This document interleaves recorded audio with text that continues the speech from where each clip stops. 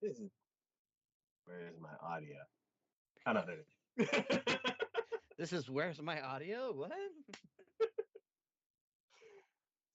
Says DK is Shade from TacoYaki Anime. Yo. And we are back.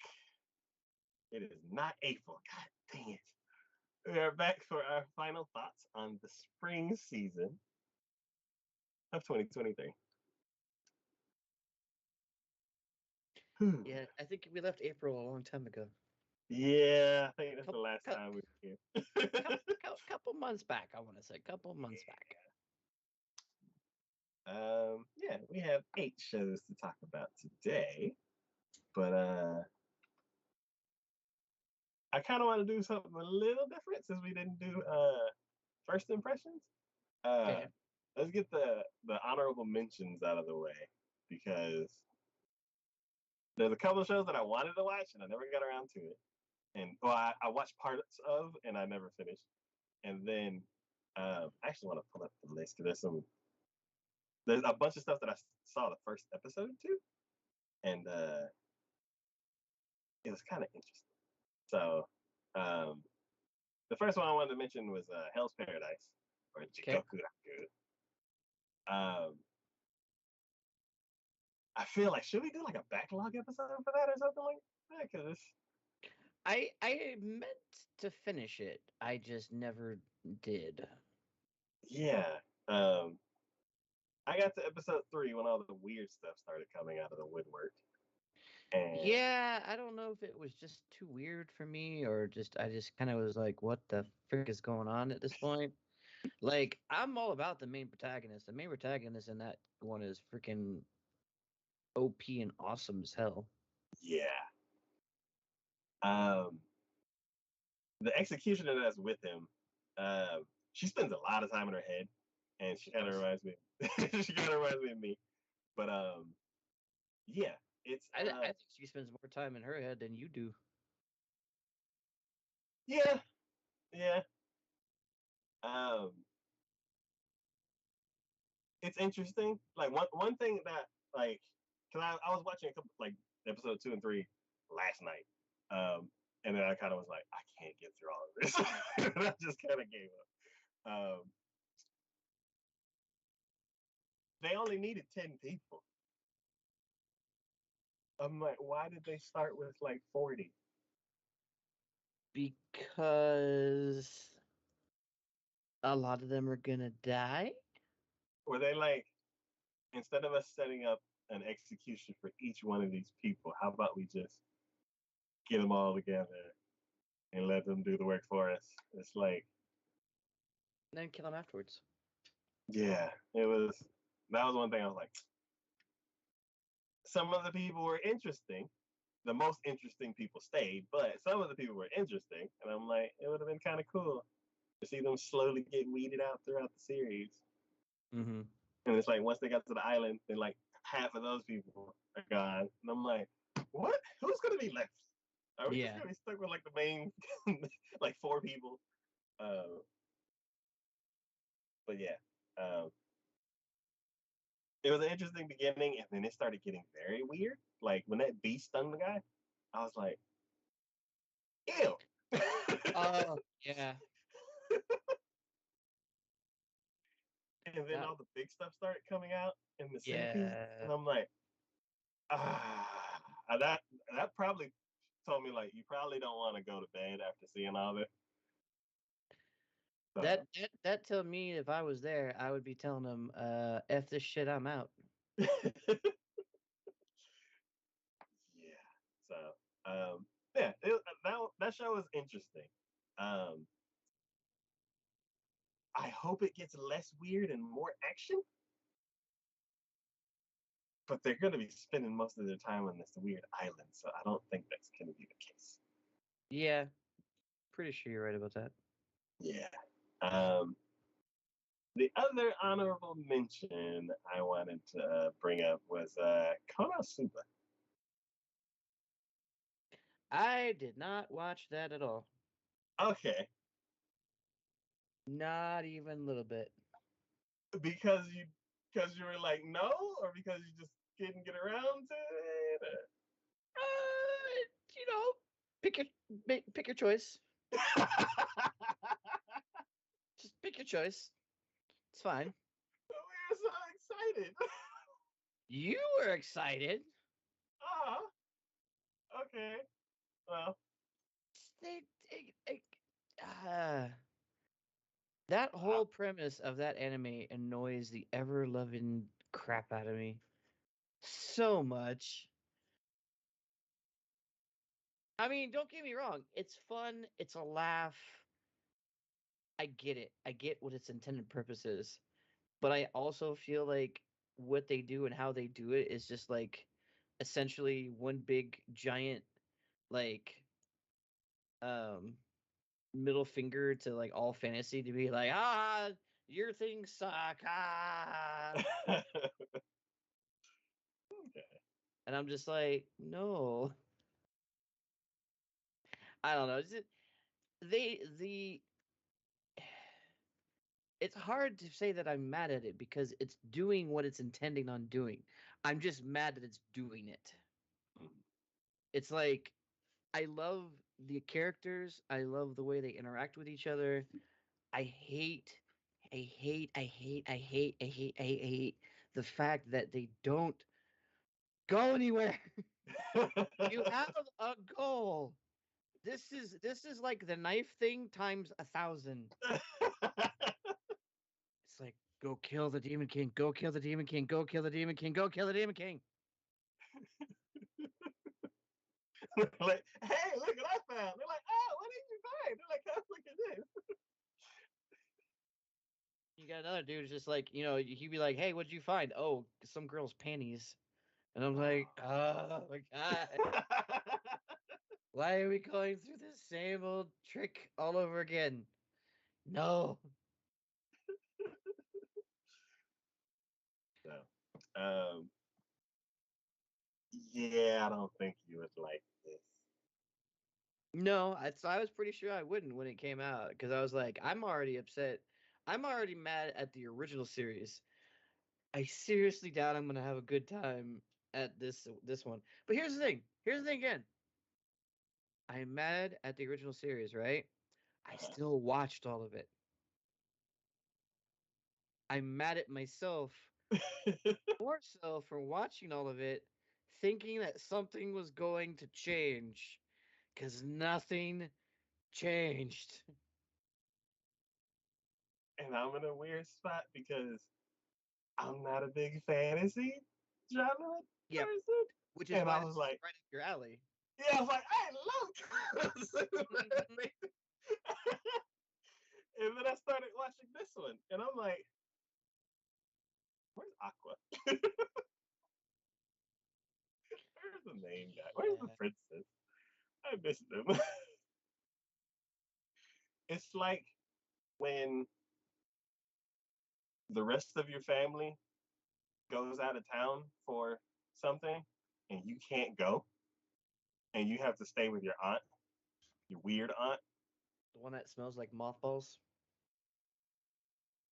Yeah, and like that's not just the only weird thing about her. And you're Smells like, smells like mothballs and has that weird jar of candy that's not really candy. yeah. And it's like, and she has a weird job and they do it badly and Yeah. sometimes do it well by accident. And you're like, how do y'all still even have a house? Like, it's I love how we've just gone on with this like little weird aunt situation now.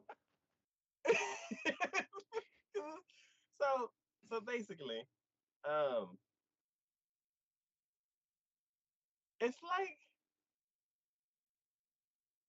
I like the main girl in this series from the main show, She is but I adorable think it's in her own pyrotechnic explosion way. and she doesn't have that power now. So part of the appeal hasn't developed yet. So I'm like,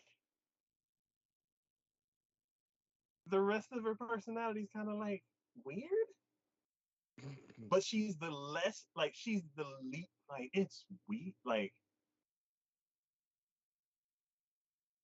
she's better at being weird than a lot of people of her out in her village. But then there's some normal people who I like better than her, and it's strange. Like a lot of the elders are super strange. Like, ugh, it's like okay. One of the lessons was like, and I'm like, how does this school even run? Like, why? Did y'all like? Is this school like not legitimate, and y'all are just doing it because you can? Like, one of the classes was like battle practice, but instead of actually like fighting, it's more like show off practice. Use a power that you can use. If you don't have any powers, act like you have powers and introduce yourself in the most badass way. Oh my God, this is where she got it from. Jesus Christ.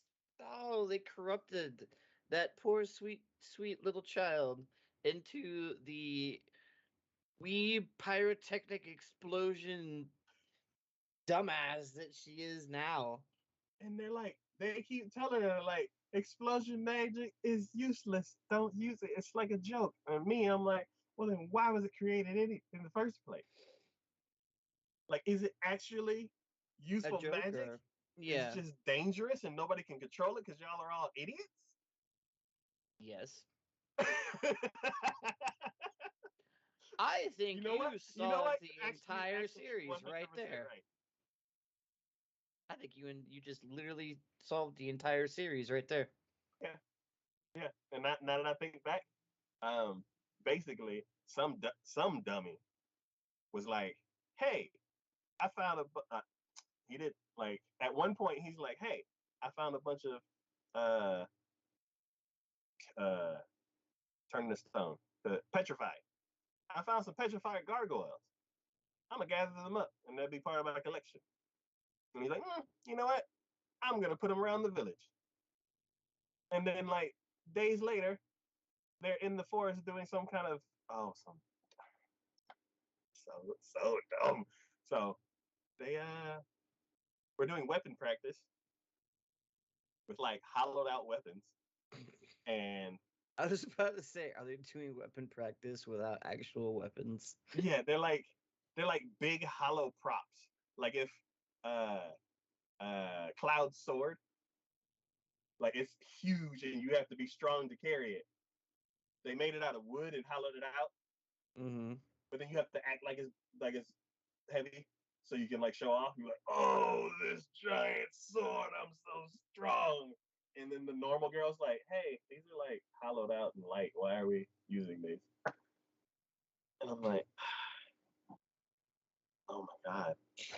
I am so glad I dodged that bullet of trying to watch that show because I would have been pissed from the get-go.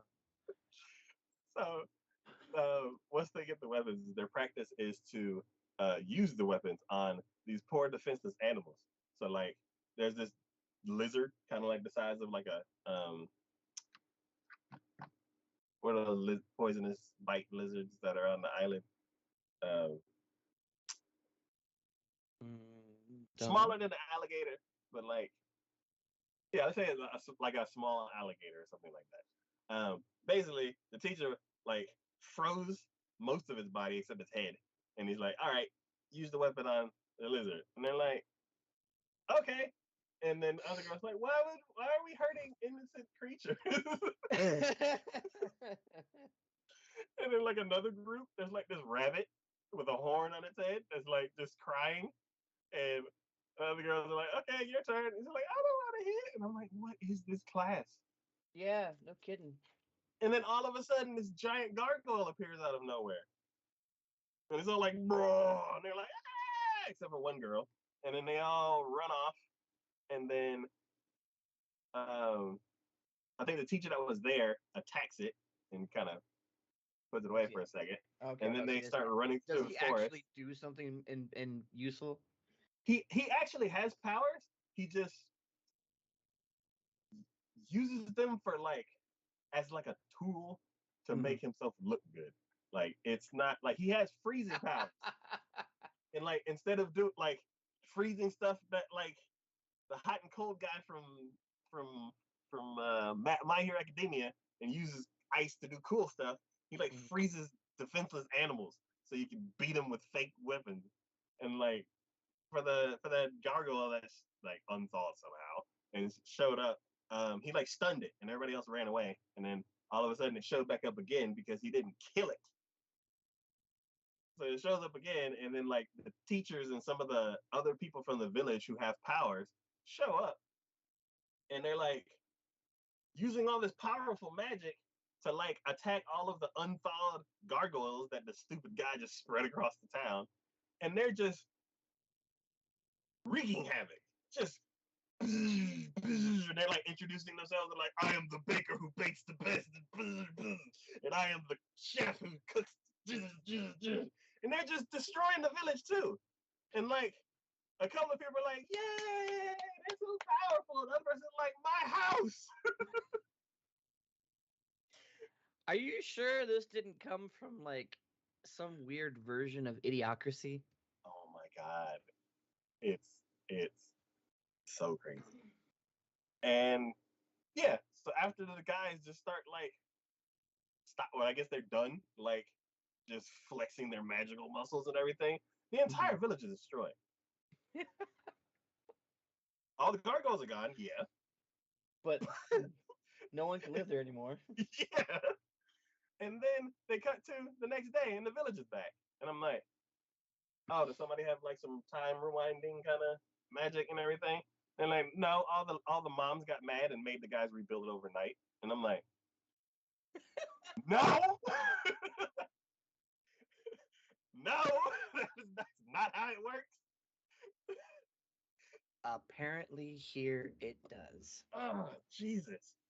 So, um, so yeah. So then after that episode, I switched to Jigoku. I switched to Hell's Paradise, and then that show got really strange. And then I was like, you know what? I think I'm gonna stay. Yeah, Hell's Paradise is just God. That one's just so like I feel like it has a deeper storyline involved with it, but at the same time, I'm like, I gotta. I'm trying to wrap my head around all these weird freaking creatures that live on this goddamn island, and Yeah, I'm I was like, like, I don't get it. I was like, are those feet coming out of your eyes? Mm-hmm. And I'm like, so in the show that we're about to talk about later, it's like somebody has a mouth where their eyes are and eyes where their mouths are. I'm like, that's already enough to be like, my brain. This show takes that to like This show basically said, "Hold my beer," and it was like, "This is what we're gonna do now." yeah. Let's see. Another show that I started. I guess I have anything that like um, My Home Hero. Um, My what? My Home Hero. My Hero Academia? No, there's a show from this season called My Home Hero. Oh, that's right. I forgot about that. Yeah, I saw the first episode of that one, and it's just as like Messed up as you treacherous. thought it would be. Messed up as you thought it would be. It's like messed up as far as like, yeah, they mess with the wrong people, and like once the first death happens, more and more deaths are going to keep happening because they're not going to stop coming after you. It's like, yeah, is that like stressful to watch? And then one character that I didn't even think was going to play a role, the freaking mom.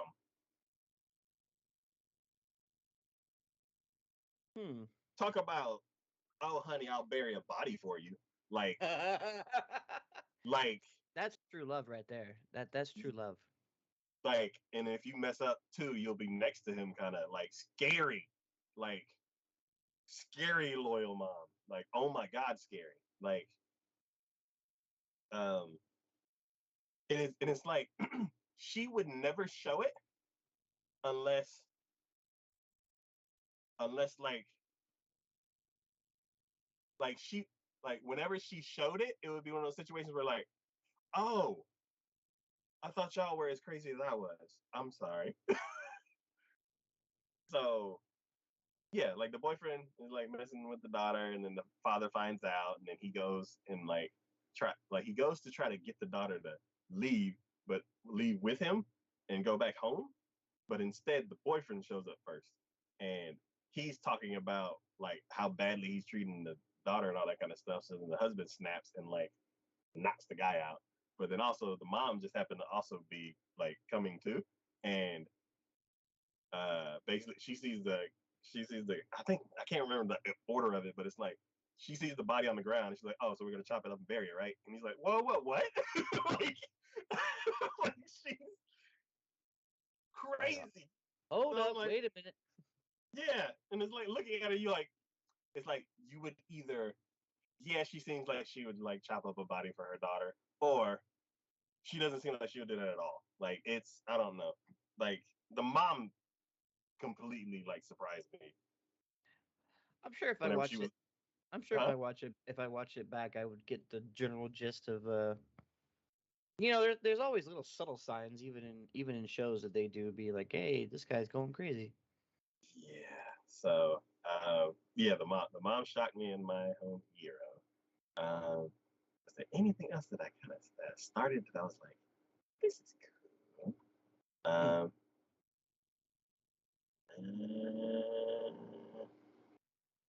that's about it. The season was kind of it was I don't know. Like there's a Season for couple shows me, that came back and they were like, yes, and then the rest is kind of like just a toss up. this season for me, I think is kind of what they would say would be like a precursor to the season that we all want it to be. Okay. It's not full on, but we're gearing in that direction kind of situation. Yeah. All right. That is the the pre-show. All right. The first show we're gonna be talking about you Dead Mount Deathly. Yes. Um, this one is definitely interesting. I kind of wish this would definitely. I thought this was going to go on to another season, like right from the get go, but apparently that is not the case. Because, yeah, it's already 12 episodes that already aired. Um, so this is another isekai, but it's an isekai with an interesting twist, I guess, per se. Because in this character was the bad guy essentially. Well, he kind of rides the gray area, if I guess I could say for sure. Mm-hmm. He was the bad guy because some shit happened to him and some kids that he was watching, and he kind of just gave was like, okay, screw humanity, I'm done with them kind of thing situation. After all that occurred, Mm-hmm. um,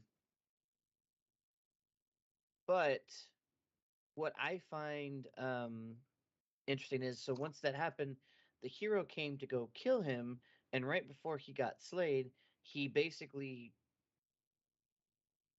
isekai'd himself to our world. Okay.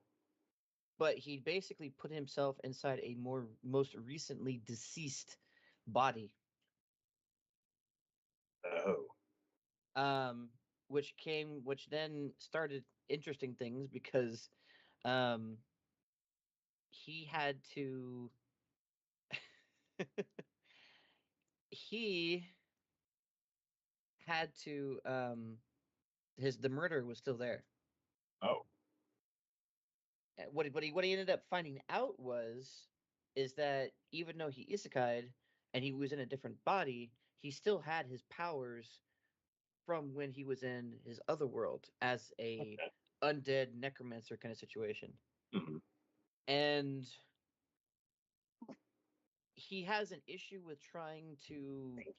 He has his powers, but he can't quite use them only because he uses spiritual energy in order to do that, and there's not as abundance of spiritual energy here as there was there. There are certain areas he can perform magic in where people have died, and the more the better. But he just, in general, can't just be walking down the street and just have all of his magical powers at his disposal. He's kind of hindered in that regards. That makes Um, sense because like history had like feudal Japan where everything like tons of people were dying. Like dying was like a normal daily thing, mhm, and now modern days it's not as much. exactly. So, yeah, it's just he kind of hooks up with an organization. So the organization that sent to kill him, or the body that he now inhabits, he basically makes friends with, and they know that he's not from this world and he's inhabiting this body. And the person, by the way, he actually saved the soul of the person who had inhabited the body and put it inside of a toy shark. Yeah, which was really funny when the father, who apparently the body of the person he stole was actually of a rich family, who deals in lots of different things. Not all of them are probably on, you know, Above board, yeah. yeah, above board. And the grandfather who had stepped down, he still kind of manages things. Um, Found out about all this, and at first was about to kill um the corpse god, I guess is what he called him originally. He called himself in his world. Was going to kill him, but then realized then the toy shark all of a sudden jumps up because he was wearing a hoodie. The toy shark was in his hoodie, in his hood, Uh-huh. jumps out of there and defends his body from his grandfather.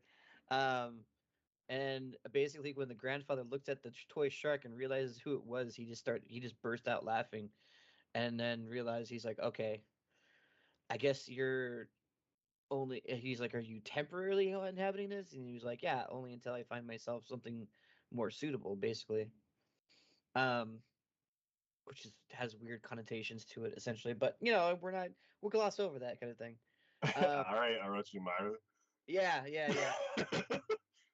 But apparently there are other people in this universe that have abilities and powers, and he finds himself at cross purposes where some of them kind of side are agreeable to him and some of them aren't, because even though he was quote unquote a bad guy, he was a bad guy because he, as an undead,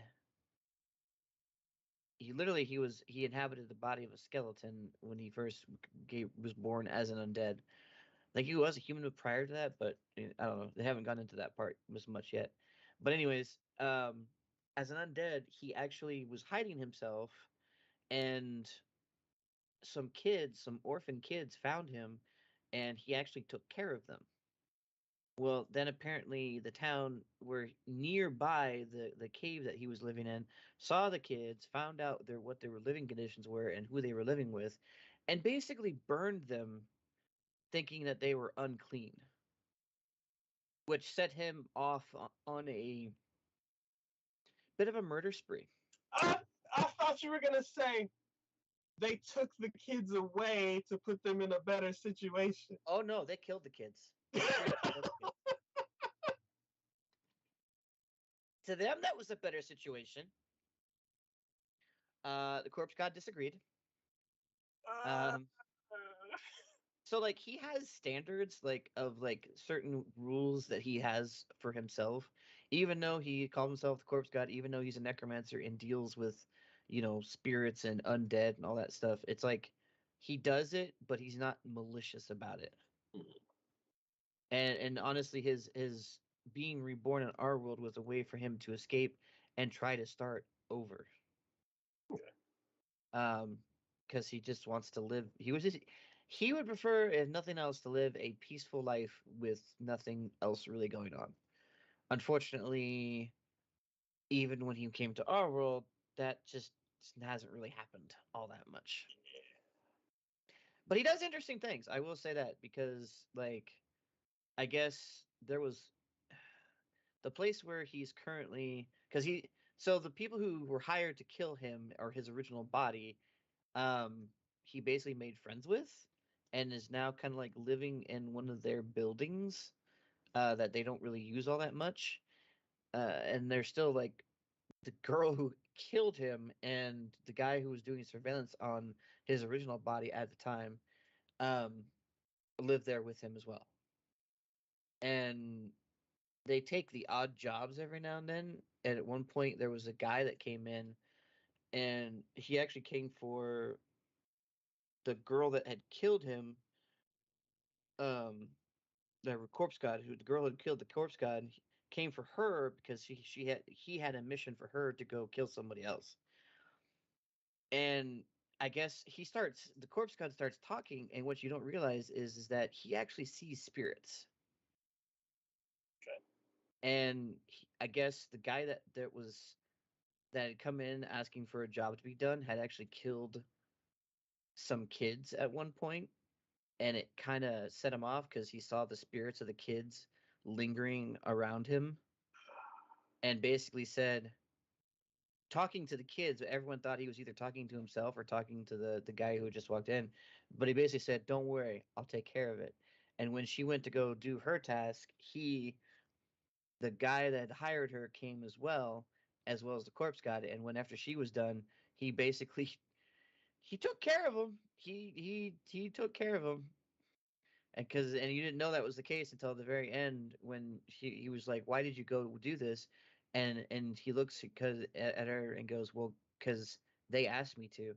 And he looks over and you just see like the outline of all the kids that were around like him at the time, and it flashes back to the scene where the guy was talking, but unbeknownst to him, he has like a group of kids around him that were like latched onto his legs essentially. Yeah, it was freaky, but it's interesting to me because this guy, and for all intents and purposes, he's set up as a bad guy, but he's not really a bad guy.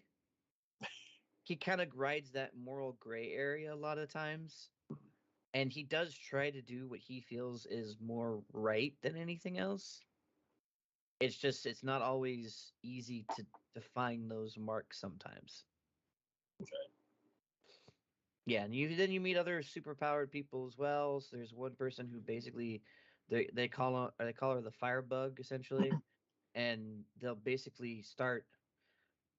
I don't know how they do it, but they'll burn a message into the wall of wherever their target is, and then basically set them on fire.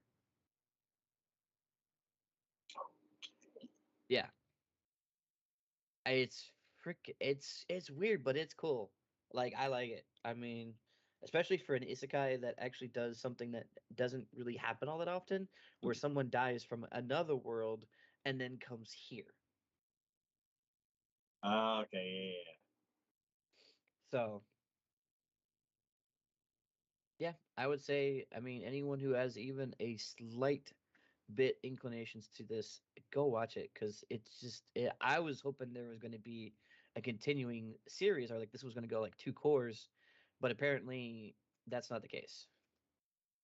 So Apparently the they just last kind of episode just stopped they at a just kind of certain point. yeah they just kind of stopped, Okay. and I'm like, oh, you can't do that. You have too many unfinished things going on here. What the hell? So Um, I guess like what genre fan would you recommend this for? Like, because it doesn't seem like it's fantasy. fantasy. Okay. No, there's fantasy involvement in this for sure. I would say fantasy, mystery, Okay. and action.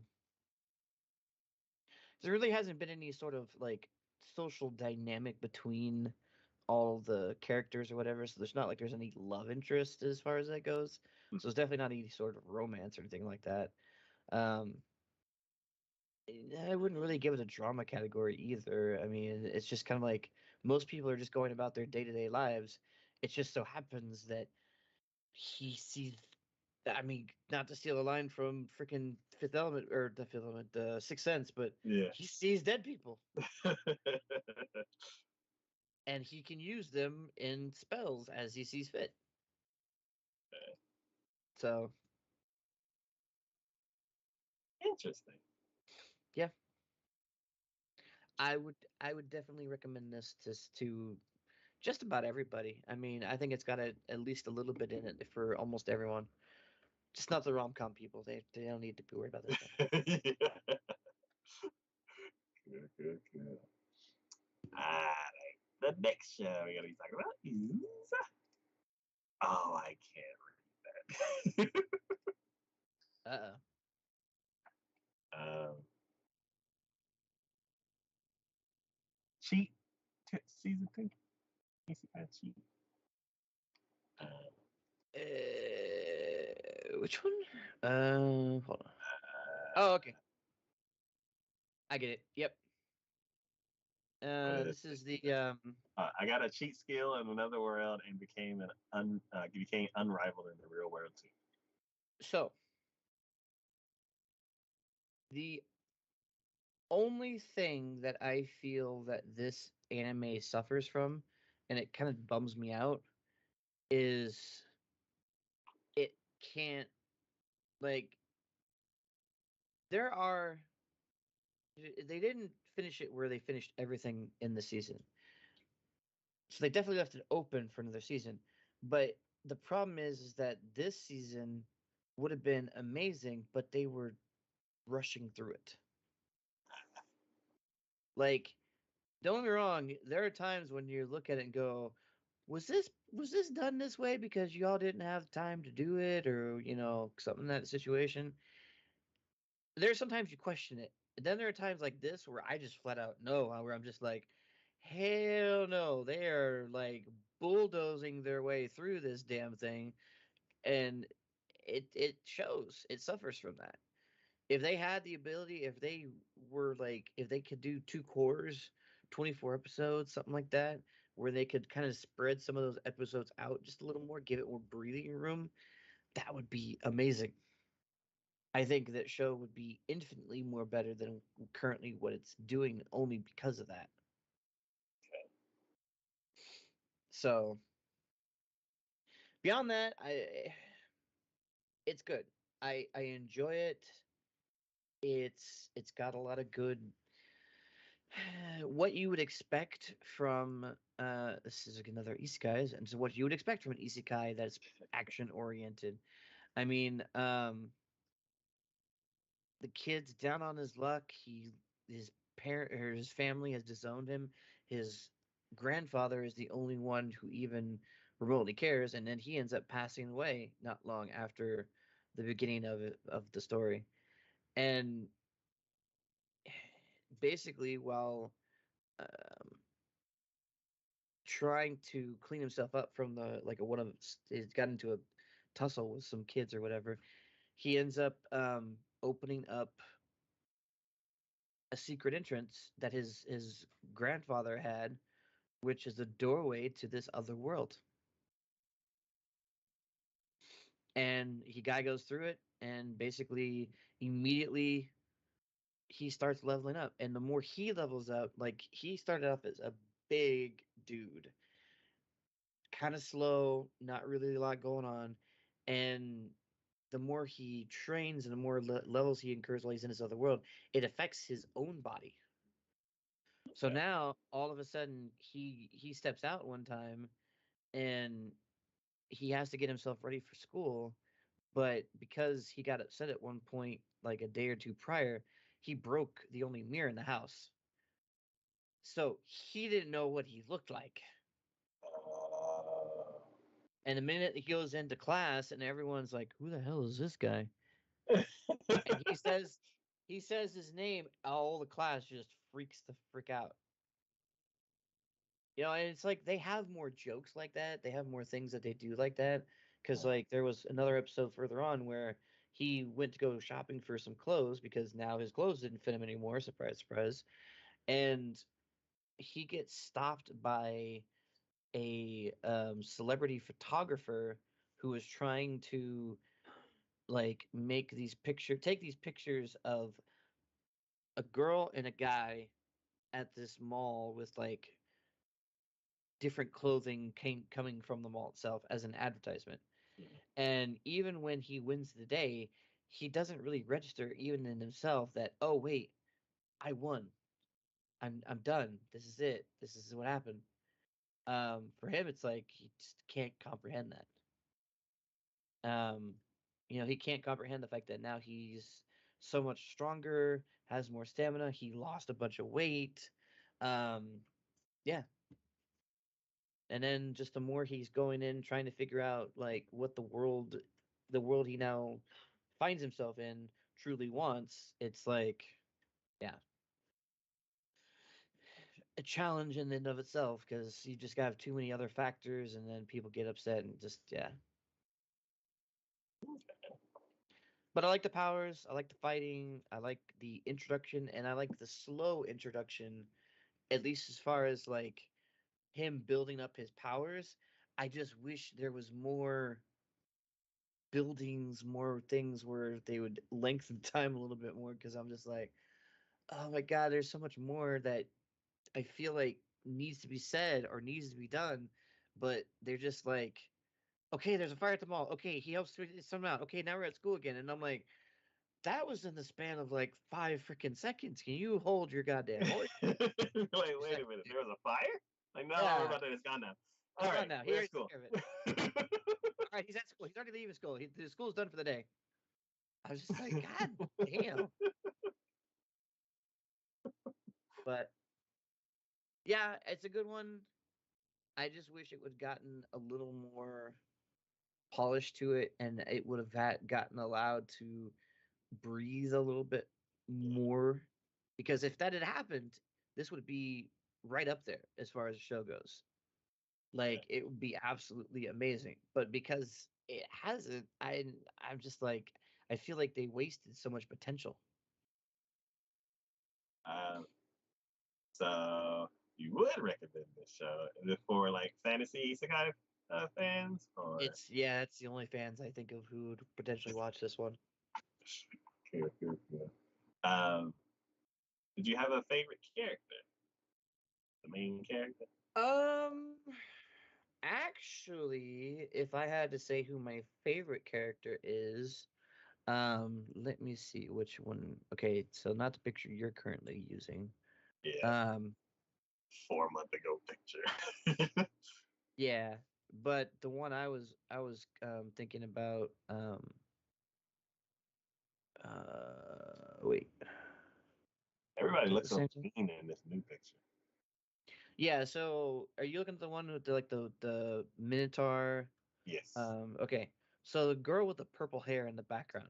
Okay. I love the shit out of her. She's absolutely adorable, and she's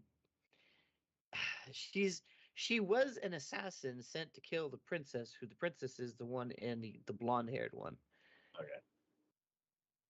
Our intrepid little hero there came across them just as it was about to happen and stopped it from happening. And instead of handing over about his word, this noodle squid, the girl there, the princess actually stops him and says, "No, I want her for my bodyguard." Okay. And I'm like, Oh, you do realize she was trying to kill you before, right? Like you're aware. Because I don't think you are if you want to have someone guarding your back who yeah. initially tried to kill you. But hey, um, but for whatever reason, it works and it's working. So I'm like, I don't know, maybe she's plot armor. I don't know. Um, but yeah, I like the things he does. I like her. Um I like the other characters okay, but her is probably the number one for me. Okay. Um, so that's when you said they kind of buttoned it up, and there's probably not going to be another season. This one, no, they did not button it up. They still Okay. left things unsaid, but again, they rushed through. It's like they could have made that series last like all 26 episodes. if they wanted to. They totally could. So ideally, it could have been like a 52 episode series, Mm-hmm. nicely paced, Mm-hmm. two full just girthy cores. Yeah, it could have. There is enough. There is enough actual content there for them to be able to do that. I just, for whatever reason, I guess I don't know. I don't know what the anime industry is like right now as far as how they're handling or they're doing the whatever shows they're wanting to. I don't know, but We got a pile of mangas to get to. Let's go. 13 episodes. 13 yeah, episodes. yeah, exactly. I really feel like that. I feel like that's just what they're talking about because I swear it was like so many of these shows this season. I was like, why are we going? We went from here. We went from here to here. What happened with all the stuff in the middle? I get that. I don't Yeah. know. And like you've seen enough anime, you know what Yeah, happened. you know how it's like. I'd like to see it again, please. So, so I mean, if I had to grade like this one, so my previous one, I would say would probably get like a low A ranking. This one would get probably a low B ranking. Okay. It's not horrible. It's just I feel so much that it could have been better. I don't think it's any fault of its own. It's just it is what it is. Okay. All right. The next show we're gonna be talking about is Summoned to Another World for a Second Time. Me again.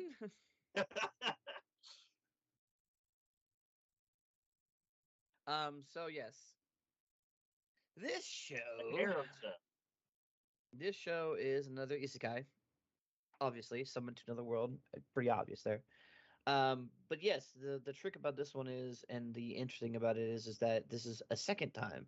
So what ends up happening is that we start off with our intrepid hero doing his final showdown, and he mortally wounds the bad guy, and then just before he can live the coup de grace, he kind of does something, the magic spell or whatever, and basically isekais him back to his home plane,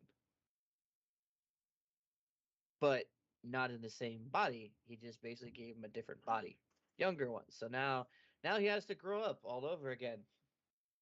And at one point, he's in school again, and next thing you know, weird magic circles start appearing, and he gets him and his entire class get isekai'd back over to the same place where he had been before. And he finds out I have to watch this one. there's only been like a 5 year gap in between. Wait. So Yeah. he's in World A. So He is. no, I okay, think we did. I think we went through this last time. yeah. So if you're going A is our world, B is the other world, right? Okay. So it starts off with he's in world B, Uh-huh. and he gets isekai back to world A, What's and his then age? Because you said younger. yeah, when he gets turned back to A, which is his original home, it's Uh-huh. not like he kept his own body. He got a different body altogether. And how much younger is he? Oh, he's back in school. So when he was originally in B, Oh, how? when he's originally in B, they don't ever really explain fully about that. But I think the one time they showcased him, he was at least the same age, if not a little older than he currently is when he got isekai back again. But when he comes to back to A, he's like a little kid. Oh. Yeah. So basically going all the way back through elementary, middle school, into high school before all of a sudden those symbols appear again and he gets transported back. So it's basically like he's about to graduate high school. He gets isekai and he turns into a kid, goes all the way back through high school again and gets isekai again. Yep. Mm. They don't So show that. basically, he's They don't like really. 30. They don't really show that. It's just Yeah. a matter of they're just telling through what he's doing and not doing kind of situation. Yeah. Um, yeah. So, but it's funny because he's in a new body. So the people that he had originally helped and worked with before didn't quite recognize him, and he got pompous with the because when all the other students got transferred to this world and what he's familiar with, um, he helped him but never revealed who he truly had been. And all of a sudden, the Queen's guards come because there had been a disturbance when they first arrived, and they take him back and they're like, okay, well, we need your help because we need you guys to all learn how to fight because we have this big war that's gonna happen or whatever, and we need your help with it. So they start teaching everyone to use the sword. Well, he gets cocky and impatient because he's like, I already know this. Like I've been through this. I've done this. This is not anything new to me. I'm good. Let me just leave. And yeah, he ends up talking down to the knight who was the sword instructor, Uh, and she calls him out, get away from all the other students, and challenges him. And he ends up as he goes by her when they charge at each other, he ends up basically smacking her ass, and she immediately stops and knows it's him. And then she turns at that point she turns into darkness. oh. Yeah, because she's like, "Oh, just sit on me, please," and I'm just like, "What the hell am I watching now?" Oh, Darkness the character. Yeah, Oh, yeah, yeah, yeah. Christ. She turns into darkness, a character from Konosuba. Uh, Um, and then from there, he's like, "Well, I know what I'm doing. I just need to get my things and go figure out what's going on in the world now and stop this war that's like trying to happen. Essentially, figure out who's responsible." And so he leaves, and basically the whole rest of it is him on this journey to find that, and him meeting the people that he knew along the way all over again. okay. So for him, like it's almost like someone like just literally hit the redo button, and he's like, "I'm here. I am again. This is what I'm doing. Oh, now I'm doing this again. Okay, now I'm literally to kill the giant octopus and take it back to the demon land, and I'm going to cook it up as a yakitori and give it to people." Okay. It's just like I'm okay with it, but I'm just like, all right, is there something else going on here? Um, but I mean, for the most part, that's pretty much it. I mean, it's an interesting take only because again, I feel like this season had a bunch of isekais in it, but each one tried to be that much more different or special from each one. Okay. Because yeah, you got the one where this is his second time through, and he's just like, "We've done this song and dance routine before. Can we skip ahead?" And he gets impatient like that, but then they do what they gotta do. So I guess it's that's it an interesting twist. is. I would definitely say that as far as that goes, they definitely have divided themselves away from um, what you would normally consider to be an isekai, and I Yeah. think that's pretty. So Okay. It seems like this season, or maybe previous seasons too, like they're like, all right, what can we do new with isekais? They're yeah. like, what about a double isekai? Or how about an isekai where someone instead of going to another world from here, the other world comes here. Yeah. So Um, so you would basically recommend this to isekai fans. I would. I wouldn't say that there's going to be a lot for other people. If you're a fan of isekai, if you're a fan of action, um, Yeah, I can't really think of any adventure. Maybe Okay. that'd probably be a good one to put on there because he's going on an adventure and he's just Yeah. meeting the friends along the way that he had already had from before. Okay. So kind of, well, not as much of a journey as Kino's journey or something like that, but No, no. yeah. Okay. Um, who's your favorite character? Uh, I would suppose the guy. Um, just because he's a cocky son of a bitch. I mean, here's the thing. There are people that have no power and try to be like, what? What are you gonna do? Yeah, he's not one of those. He has the power and he uses it. He has no hesitation about it whatsoever. No qualms. No, he's just like, oh, gonna take care of business, and I can appreciate that. Um, yeah, I would say if I were to rank this one so far, this would probably be a high B. Okay. So, Did they just kind of cut off the story, or did they kind of wrap things up? well, so they were going at a really good pace throughout most of it. It wasn't until they got to the very end that they basically she dies and they perform.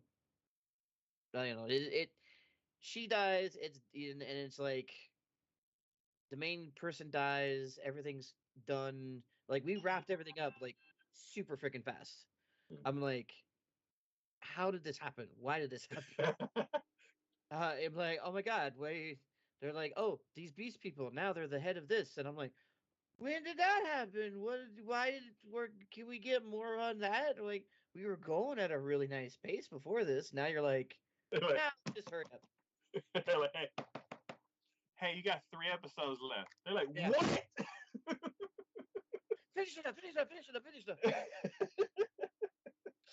That is honestly, that is basically the way I feel about how it happened. I'm no joke. I'm like cruising with them, I'm enjoying life, everything's going great, and then they're just like, "Oh shit, is that time already? All right, let's get it done." Wrap all those, those loose ends we were gonna go like 3 or 4 episodes with. Nah, let's just wrap it up. Just take care of it. Magically, it's all better. There we go. Ah, there we go. Good, good, good. Um, yeah. Uh, I do like the concept. Like, don't multiple isekais. All right, go ahead. Announce the next one. Alright.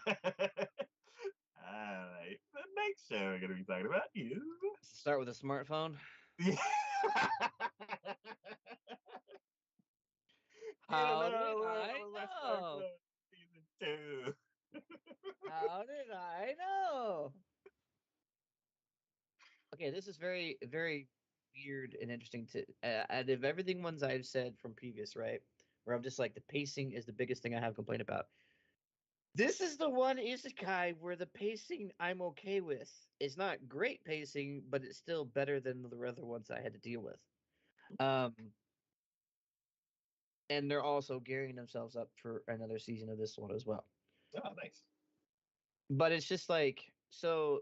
I guess the biggest thing about this is because this is season 2. So at this point, they've introduced the characters. We have what their goals are, who's doing what, what's going on, and basically this season instead of doing things like all the other things do, just be like, instead of doing it DBZ style and going, last time on, it's just kind of with a smartphone. You're like, no, no, no, you know what's going on, so we're just gonna jump right into the action, and we're moving, we're booking, this is happening, we're moving, we're grooving. If you have any questions about these characters, what their names were, what they did, or whatever, who their titles were, go back to the previous season, go watch that one. Yep. We're they're not like, going to tell you. they're like, wait till somebody calls them or go watch the first season. Yeah, exactly. Exactly. So I was like, all right, cool. Um, it's again, this was one of the ones I said a long time ago that I was like, this is my guilty pleasure. This is one of those where it's just like, it's sitting down with a freaking huge thing of Haagen-Dazs and being like, I know it's bad for me. I'm still gonna eat it, the whole thing. And that's what it is. I mean, I just I don't necessarily know why, other than like the main character is just like this very simplistic kind of dude who doesn't seem like he doesn't really fall on like the hero spectrum one way or the other. He kind of like rides the line, and he just never people around him panic like crazy all the damn time. He just keeps his calm and cool like every single time. Mhm. And I'm just like, all right, cool, dude, good on you. Um, not sure I would be able to do that, but sure.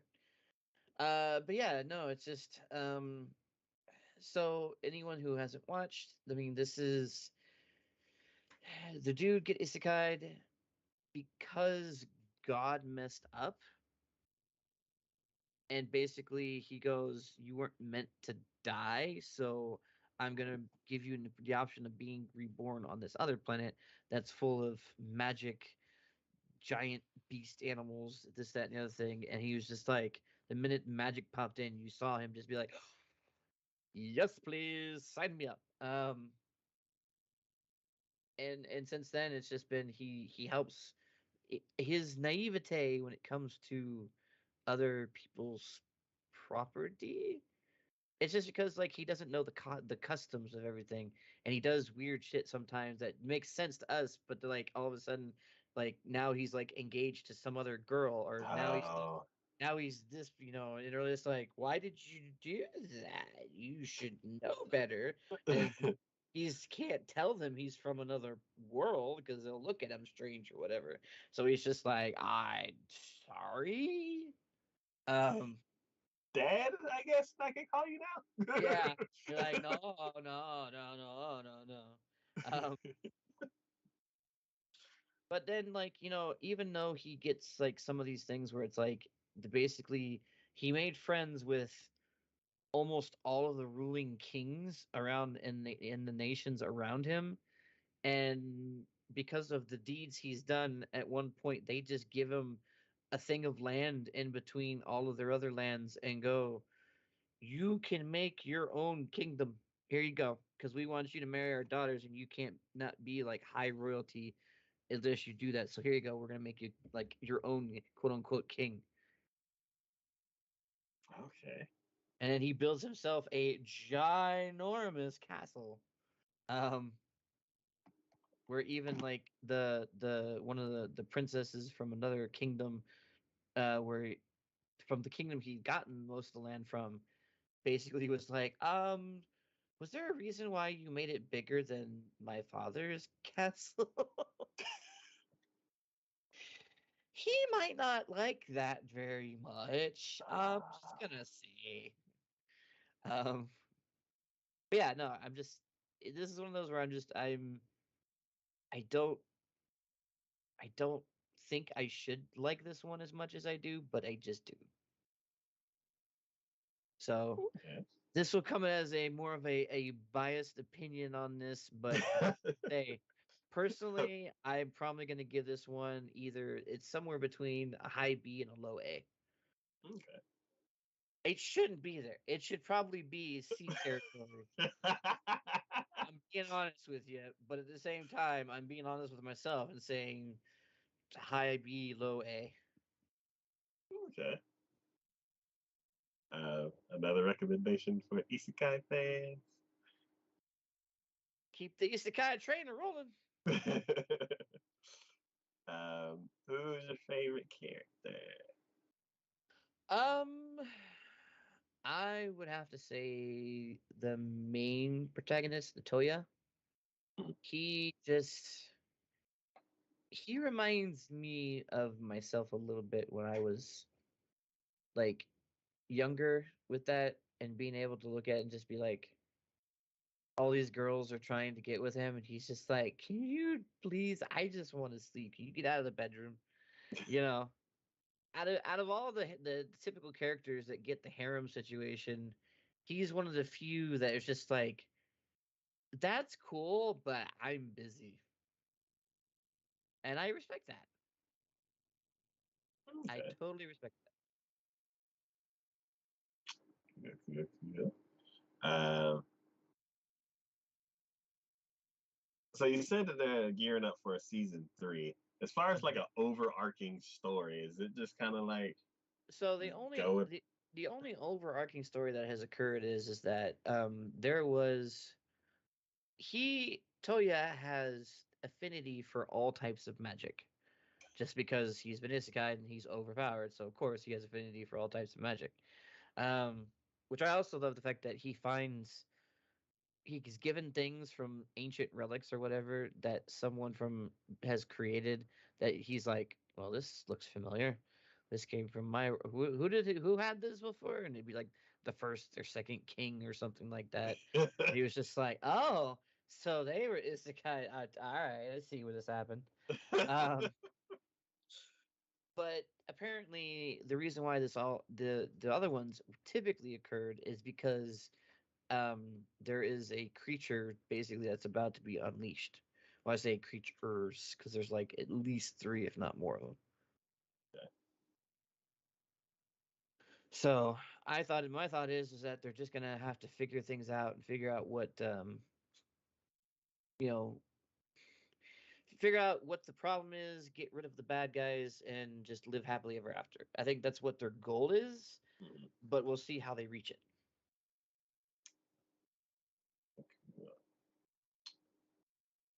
Right. The next show we're going to be talking about is No more, Isekai. no more. Nah. Demon Slayer. Something you can This, actually discuss about now too. the swordsmith. You watched the whole thing? Yes. Oh my goodness. How about that last episode?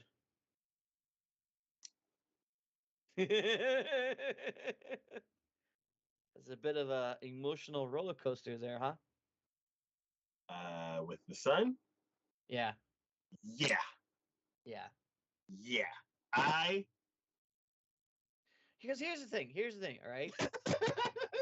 No, please hear me out first. Here's the thing about Demon Slayer, right? Demon Slayer doesn't hold back. No. People will die. Yeah. And ones you think are even important people are still gonna die. Yeah. So when she pulled that move that she did, I don't fault anyone for immediately going, "Oh, she's sacrificing herself. She's I sacrificing herself." I was so mad at her. See, here's the thing too. I tell you, admit, I watch a lot of reactors, and trust me when I say this, you're not the only one who was absolutely livid and pissed about what she did. I was like, what the fuck are you doing? No. Well, and then the fact that she's like in the beginning, he's worried about her, and then she's running at him, and he's just like, "No, go back, go, no, go back." Um, I thought something was gonna happen to him. yeah, that's I thought us like as soon as he turned around, a sword or some claw or something was just about to just take his head off. disembowel him. Yeah, Yeah. no, I'm pretty sure you're not alone in that one as well. The only thing I could say is I'm gonna say this now is I do watch a lot of YouTube and I do watch some of those YouTube shorts every now and then. And while scrolling through, someone did a YouTube short on Demon Slayer and what the manga is talking about. Oh God. So I kind of inadvertently gotten a little bit spoiled on some things. Still watching it, still gonna watch it because it's freaking awesome. But when that part came up, I kind of already knew where I'm just like, Oh, where I'm like, it clicked in my head and went, "Oh, this is when that happens. Oh, this is when it's gonna happen. Oh, okay, cool." okay. So for me, I kind of got spoiled in that regards, Yeah. and I should have gotten, I would have had more probably closer akin to your you're understanding your actions for it. But sadly, that didn't happen. There's what was it?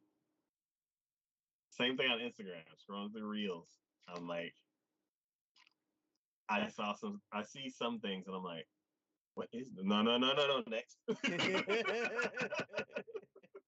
Yep. So, which I also know that we have 2 more arcs to go, I think. Okay. So we're nearing the end of this whole Mm-hmm. thing. It's gonna be a sad day. Yes, it is.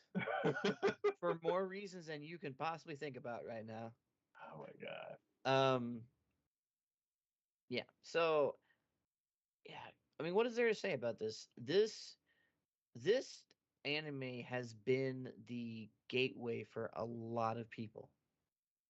For a lot of Yes. people's Yes. anime, this has been a gateway for a lot of people. And to see their reactions, especially knowing what I know ahead of time, seeing someone react and seeing them being like when, from the very first episode, where his family dies to the second episode where he's tackling that demon off the cliff and no one knows he's about to go over himself till Nezuko saves him. Um, and even the freaking final exam that they did and the first job that they had to go on, meeting Zenitsu, it's like all these things I'm looking back on and just being like, okay, I can appreciate that. Fire Hashira. Yeah, no, yeah, that was Yeah. okay. So I didn't see anything prior to that, so I still felt really freaking horrible about that whole thing because he was such a good dude. Yeah. Like somebody put a picture of him on Instagram, and I just had to, like that. I it's like commenting, like unless I have something like really, like I just have to say it. Yeah, Like that picture, I was like, I have to put a crying face. I just have to. that is, and again, that is another one where I've seen a lot of people that chokes everyone up. I mean, they did a phenomenal job because okay, we other than the one instance where he was in front of all the masters or whatever, and you meet him, the flame, it you don't see him that much until the train, and even then, our communication with him is fairly limited. It's not like it's overextensive or whatever, but they did such a phenomenal job of building that character up that it felt so much worse when he Yeah, died. yeah, And I think that's just bravo to the all the people working on that because that's some creative shit right there. yeah. Like as far as like losing a character, like has there been one in recent time that has been that sad? Not that I can really think of off the top of my Yeah, head. like even Nezuko, like that.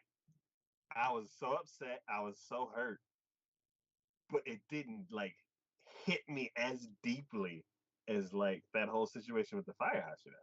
Yeah, that still hit though. That still smacked though. To me, Yeah, I'm still like, okay, if we're saying like Fire Hashira is like the benchmark or whatever, I would say to me the whole thing with Nezuko was like at about an 80. yeah. It's still under it, but it's pretty damn close. And I think the only difference is because Nezuko made the decision to sacrifice That's instead of still like, that still chucked me up though, as being like because it's like you couldn't understand it when and a lot of people I've seen who watched that one couldn't really grasp right away what was happening until that happened. And it was like one of those dawning moments on so many people just being like, "Oh, that sucks." It was just like, "Oh my god." yeah, Like I it's mean like the way she that scene played out. Like he he legitimately was having a panic attack. Oh, he was 100%. Like, And someone made the comment, and I want to agree with this wholeheartedly. On someone I was watching for, another actor made the comment of that is a damn good representation of what a panic attack is yeah, like a full blown realistic freaking panic attack, because literally he was frozen, and it was almost even hard for him to breathe, and he couldn't you could just it's written all over his face of just like, what do I do, what do I do, what do I yes, do, and just the intensity of that, and I think in all aspects of it, in the art direction of it and the voiceover of it was done just phenomenally when Atwood came, yeah, because that hit me deep on that one. yeah. Because it was just like decide, decide, decide, decide, decide, decide. And you're like, I need to breathe. It's like, Well, and even okay, so it's like when we were talking about before, we were talking about with Hesty with the knife. We're like, give him knife, give him knife, give him knife, give him knife. To me, I'm just like, what does he do? What, you gotta kill him, but you got Nezuko. What does he do? Oh my god. yeah, yeah. And he was like, and everybody else is too far away. And Yeah, yeah.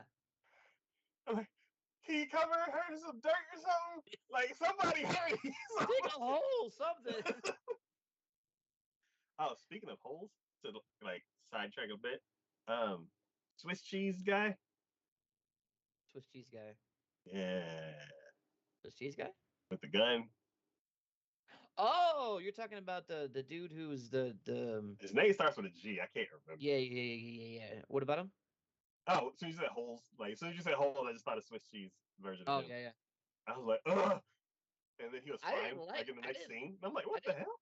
like him at first, but I warmed up to him over the course of this. Yeah, yeah. They did a good job of like, I don't know, like, You wanna know something? Something interesting? That kid is actually the brother of the one of the Hashiras. oh yeah. The silver, white or silver hair guy. Yeah, the one with all the scars. Yeah, Yeah, yeah. When they went through his backstory, I saw him. I'm like, I know him from somewhere, but I couldn't remember. yeah, yeah. It's his brother. Yeah. That's just Well, yeah. So I just mentioning that because I'm just like him. When you look at his personality and everything, it makes more sense in that context. So yeah. So I'm like, how do we even approach this? Like, this is one of those series that I'm like, I want to go through every character that was in here and like their whole journey. Um, what about, I mean, I think you should probably just, it's at least at the very least, just, I mean, if you're gonna hit, you should obviously hit the high points yes. with everything. But I think Tanjiro has to be one of those points, because like there was that chase scene in the forest where they're trying to get the little freaking demon that was running like 100 miles an hour and everything. Yeah. And did it not blow you away when Tanjiro all of a sudden like backtracked brain-wise to talking with Zenitsu, and all of a sudden he freaking performs thunderclap breathing? Wait a minute. Because he did. He did it. Oh, how they saying use every fiber? Yeah, for his legs. When he put Yeah. everything, all of his strength, instead of going through his entire body, he just put it in his legs. Yes. But you saw, well, okay, so the first time he did it, there was electricity. So that was thunderclap. Okay. The I second did. time he did it, there was fire behind him. So he called it a different name. Oh. But it had the same purpose. Where all of a Yeah. sudden his speed just like quadrupled. Interesting. Man. All and right, so and let's go over like the basics that we normally do, and then okay. we'll go into each of the All characters. right, all right. So, so is the show over? Hell no. Hell no. Thank you. um, would you recommend this show? Absolutely. Just like how you said that this is like the introduction to a lot of different people. Um, there's a bunch of people at my job that are watching this, and like I wouldn't normally think that they were into anime. One person has like stickers of the characters all over their laptop, and I was like, "You really?" um, and yeah, who is the show for? Everyone, because yeah, like even people. It has action. It has, you know, love. It has just family, and I think everyone can pick something apart from this and take something different away from it. Yes.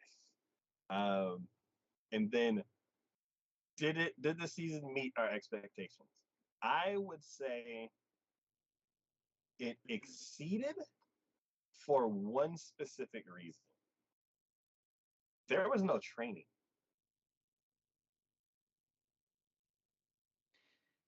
You Uh, wanna? I guess for the like, because I There watched really what?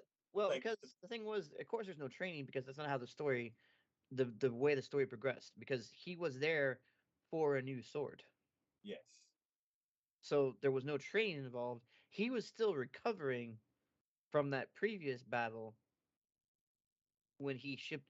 Like he was put together. He wasn't bleeding or anything, and obviously he wasn't. But he was still sore. He needed bed rest. Like he didn't really have the opportunity to do much of anything, only yeah, because he was still wounded essentially. yes, So yeah, and no, there like was no training. and that's I would say with other series, there's always like we're doing a new thing now. We're gonna learn some new stuff. We're gonna train, and then the big bad shows up, and then we win. For this one to not like follow that formula and to be like, we're Oh, doing don't a new worry. thing, and guess what? We're fighting again. They're going to follow that formula next season. Yeah, which is fine because that's what I expect. Mhm. For this one to for this like season or arc to not do that, like it was a like a happy surprise. No, yeah, it was. Yeah. And then the next one's favorite characters. So let's all of them. Like I asked this one this one of my coworkers. I was like, because all of the stickers on their laptop was the same character, and I Mhm. was like, is this your favorite character from the show? And like one, they were surprised that I knew what the show was, Mhm. and then I was like, yeah, and they're like, oh, yeah, I like all of the characters, or like yes, and then they're like, actually, I like all of the characters. So I'm like, yeah, who's your favorite character? All of them. Like, Yeah. man, there's not really a wasted character. Like, No, yeah. So I mean, even the swordsmiths were freaking awesome.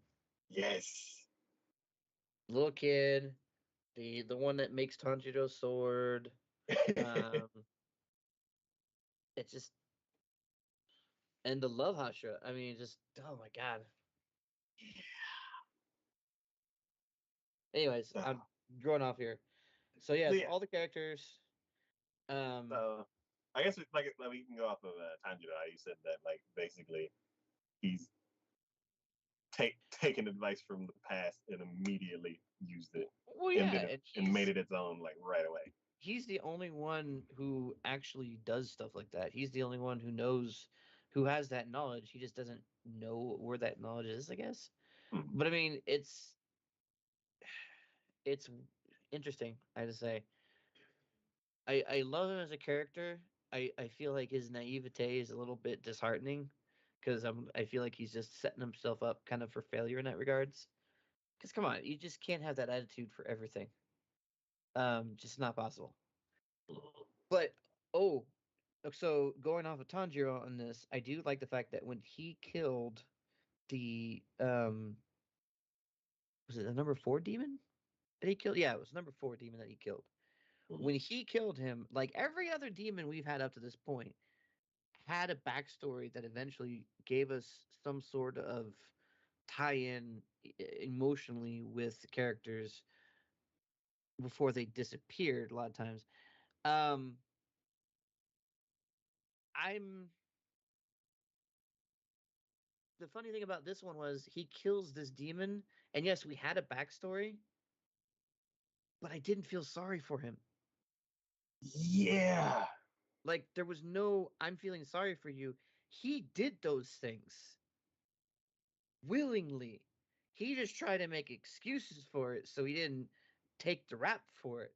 Like he was Yeah. on death row for a reason before Muzan came and got him.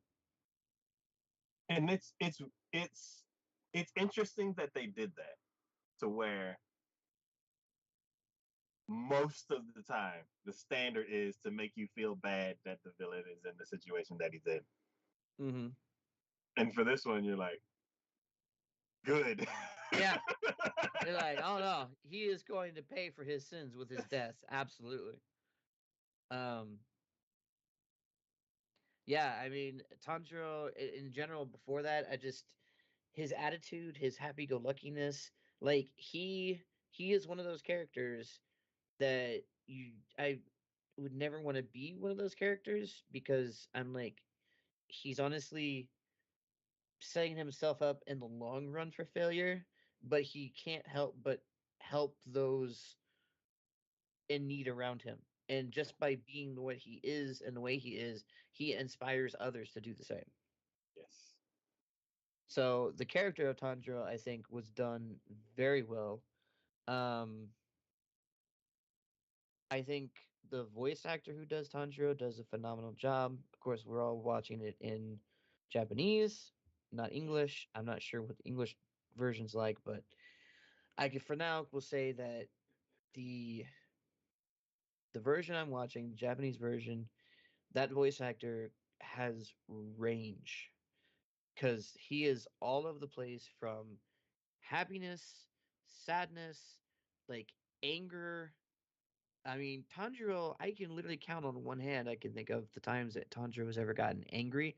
But when he's gotten angry, you know he's freaking angry. Yeah. Like throwing the sword and hitting. Yeah, like throwing the sword. Also like the way they did it in when they were facing those this that spider queen who was controlling the unit with the spider webs or whatever. Mhm. Like after that, she snapped everyone's neck. Like freaking pig dude was behind Tanjiro, being like, "Are you okay?" And you feel that the visible like rumble of the aura just coming off of him, and he doesn't even look at him, and immediately like Big Dude is not one to easily intimidate. I'm pretty Yeah. sure he intimidated in about 2 seconds with that situation. You know, so to see those emotions done so well on a in the actual show, as well as hearing that person doing those that voice, I think is amazing. So Let's see. Who was another big character that was there? Because I'm like, we have. we What only is got his name? I want to call him oh Genji though, but that's not his name. the Miss Tashira. Yes, he actually. Yes. He had a huge come up. He had a huge glow up on that one. Like because he regained his memories. He regained his memories with the help of Tanjiro and that little boy swordsmith. Yeah, Muichida. Yeah, and I think that after finding that fact that he's you know capable of taking down a higher moon after that, I was just like, oh my god. See, don't get me wrong. I'm not saying anything negative against the Flame Hashira, but the fact that he died and having almost gotten one of the upper moons, but there here again, he didn't die, and he actually took out one of the upper moons. is just impressive as all hell. Um, you also notice that when he went to go kill that, when he finally had the ability to go kill that demon, um, you notice that his face changed, right? Yes. Would you like to know about that? Is it a spoiler? Kind of. It's not. uh, It's not a spoiler as in sense of it's going to. It's more of a spoiler at that it's like it doesn't really relate directly to the story. It's just well, the origin of it relates directly to the story, but the usage of it is more just the fact of you kind of know what's going to happen to the characters later on. So uh, it's interesting. I'll just say, as they throw out there is because the Miss Hashira has one, Tanjiro, of course, has his, yes. and the Love Hashira had one too. Oh yeah, yeah. Yeah. So all three of them had marks. Just so you know, there is. So when they get those marks, it is a positive when it comes to killing demons, but it's not without its negative as well. Okay. I would just say that. Okay. So that is going to be that's not something that they're just not going to address. They will Okay. address that. So, Cool, cool, cool. but yeah, I Um, mean, the Love Hashira, you want to? I mean, she had also a really cool moment. I feel like. yeah. Um, cool sword. Oh yeah, amazing sword. Never seen a sword like that before. Nope. Um, but yeah, The fact that being yourself. oh, the fact that she is just so strong, like Yeah, insanely strong. yeah. And I guess I do like that. It's not forever because like right after the demon gets killed, she's like, I can't do this anymore. It's just and then it disappears. And I'm like, oh thank God. Yeah, and she's like, "You got that?" I see.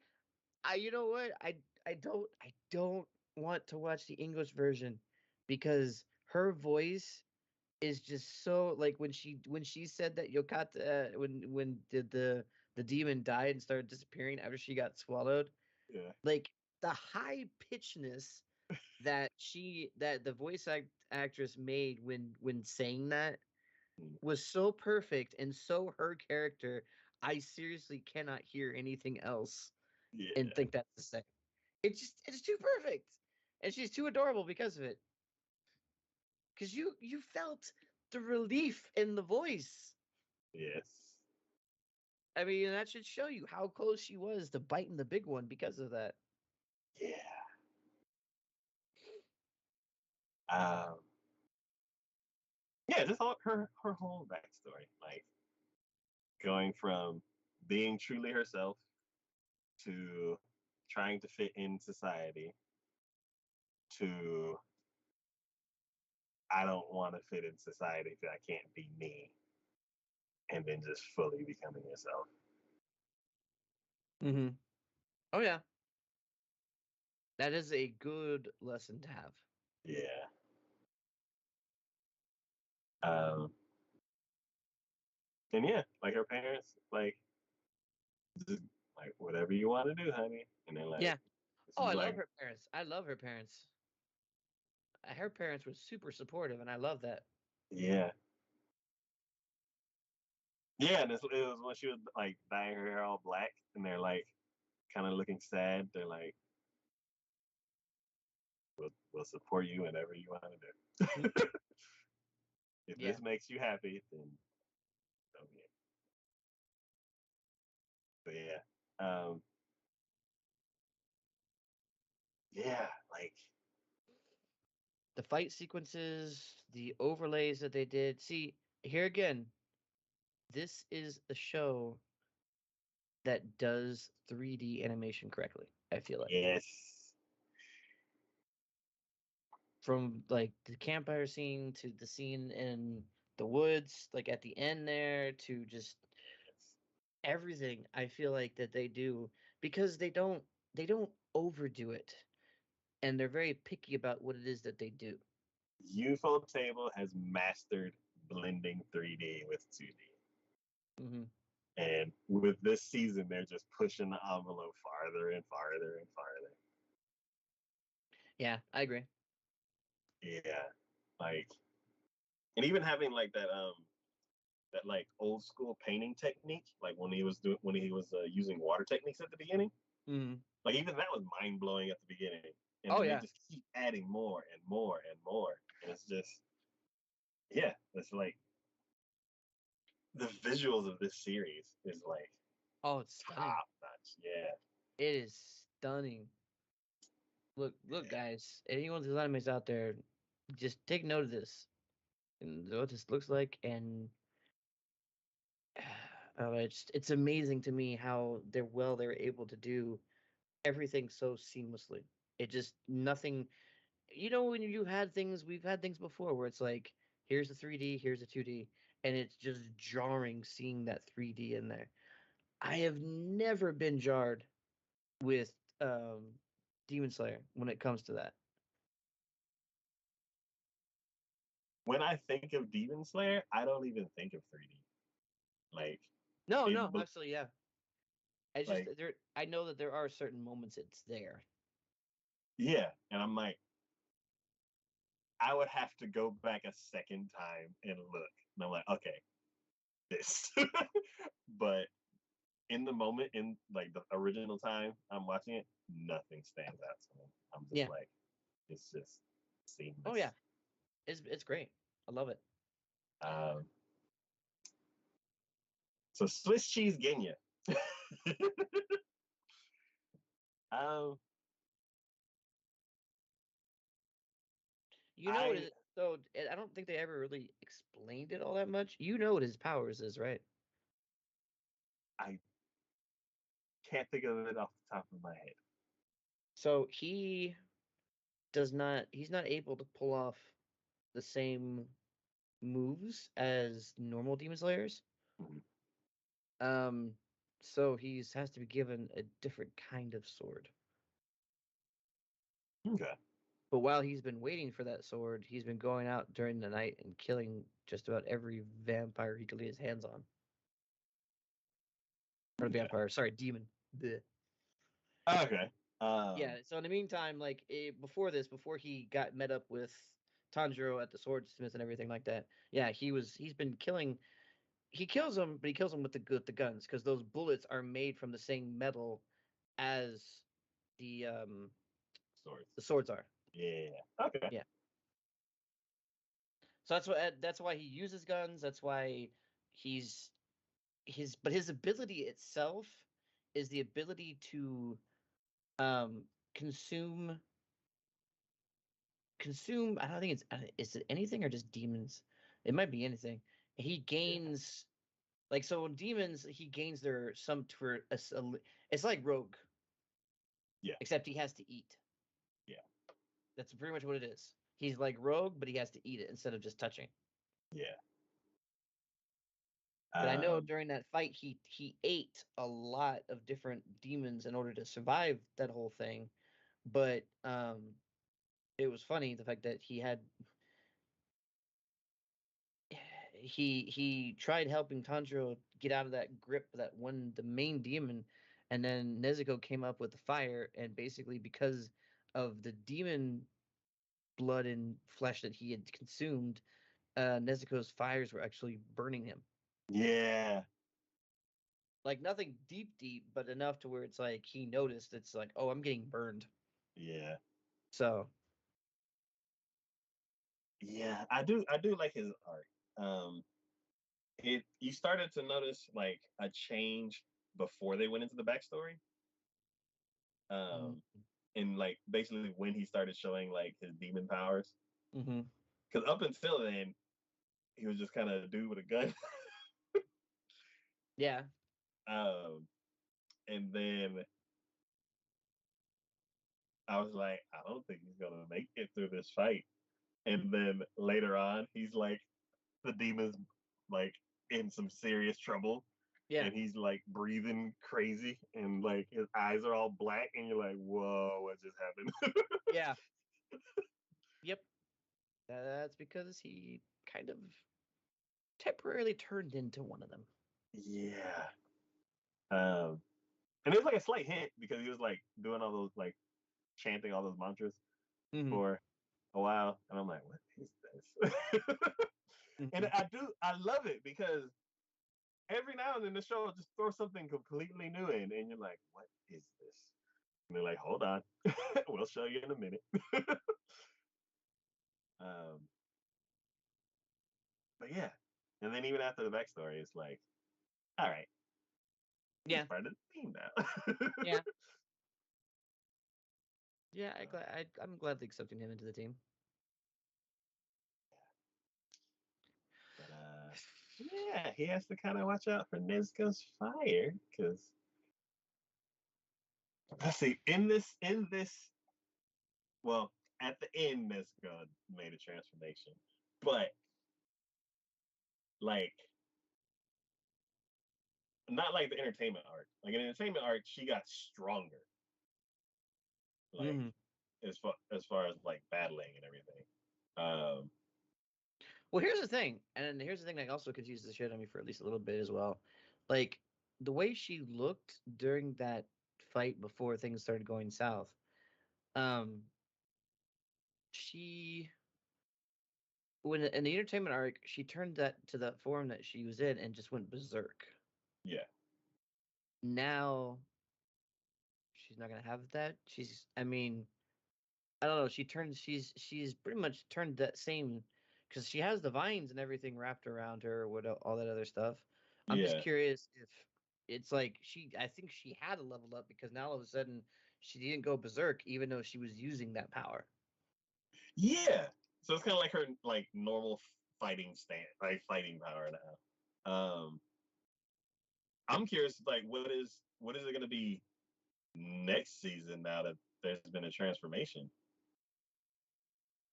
So I'm like, So we have currently, to my knowledge, we have either 2 or 3 seasons left. hmm, The next season is the what was his name? The hero, the other Ashura. Um, God, I can't remember his name.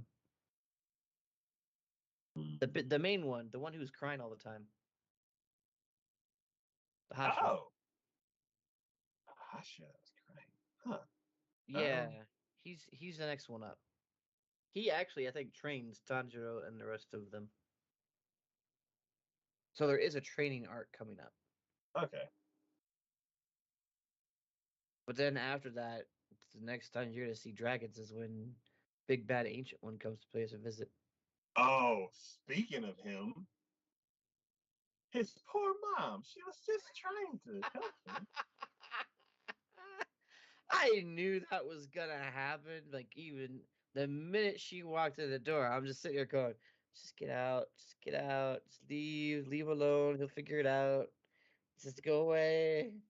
She went, oh, somebody's been playing with books today. I'm like, please stop. Yeah, Like, well, yeah, honey, we can help clean this up later. I brought you something to drink. And he's just silent. And I'm like, yeah. y'all should No, as soon as you by open the that door, be like, oh, I'll come back later. Like, by that point, he actually I think was going to at least kill. I knew he was gonna kill because he had that like reddish and his face was already boiling and you could just see his eyes and his freaking mouth was just going in such a grimace and I'm just like, oh, someone's gonna die. And then I'm like, some ones if y'all don't get the frick out of here. yeah. Yeah, I would have opened the door and saw the books everywhere and be like, oh, I'll come back later. Close put the drink down, like, if you're thirsty, have this, and then just leave. Oh yeah. I wouldn't blame him Uh, even a little bit too. And then like the maid, she was very slow to notice. Like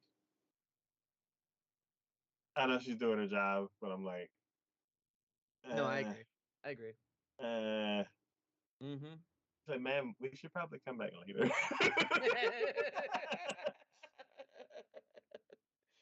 Yeah. I was just like, lady, like I get it when the mistress's head came off, you're just like in stunned shock. Like, how did this happen? I didn't even see anything. You're just like, you need to get the fuck out of here. That should have been your first clue to bolt. um, I am kind of curious because it reminds me of another scene in another movie. Um, you know when in Star Wars when Kylo Ren's plan fails and he just takes the lightsaber to that console and just like Vaguely, yes. I kind of want to see like what happened in that room before they went in there. Like, Oh, mass destruction? like he was working on something, and then like something was like and gave him that signal, and then he just blew the fuck up. And then he calmed down for a second. Yeah. He's like, "Oh, I don't want to cause too much of a fuss. Mom's gonna come in here." And then she came in like, "Oh, honey," and he's like, "Fuck." Yeah. And Exactly. he tried to keep his composure, but Mm-hmm. Mom was just not shut up. I'm sorry. Nope. Yeah. Um, yeah, that was that was funny. I Shocking, agree. but funny. Um, yeah.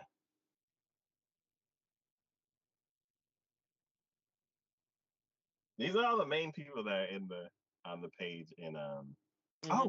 oh the source the little swords guy, Oh, the main one, or are you talking about the kid? the kid. Kid? Okay. Oh, I love him. How am I not surprised, especially when it came to his robot that he had?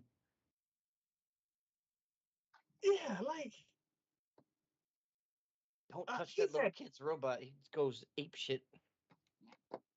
yeah, like he his whole journey through the show is just a roller coaster.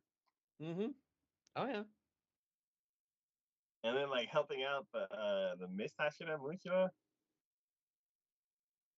like I one thing that does annoy me sometimes is the fake out death. Like Mm-hmm. where he's like, "Oh no, it didn't cut my stomach. It cut this thing that somebody mentioned earlier in the series, and I just happened to have, so I'm fine." Fair enough. Yeah, like um, I was like, let it be an injury, and he just gets healed. Don't be like, "Oh no, he's perfectly fine." Like, yeah. But I did think it was really cool that he like gave some air to the Miss Tashida, and then he Mm-hmm. was able to recover. Yeah. No, I Uh, agree. I agree. yeah. And then the main swords guy that's working on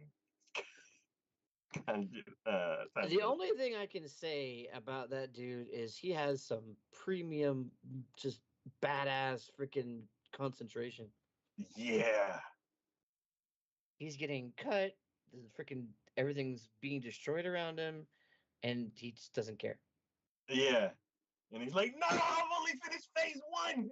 And I'm Yeah. like, "Wait a minute, how many phases are there? How long have I you been working on phase one? Is phase one like 98%, or is don't think phase so. one like 15, and you got like another 3 months to go? Like, there's not gonna be any sword left. Like, Yeah. Oh, I agree. I agree. yeah. But it was interesting that they did show some of the Hachida's faces, or at least one. The swordsmith's faces, like one.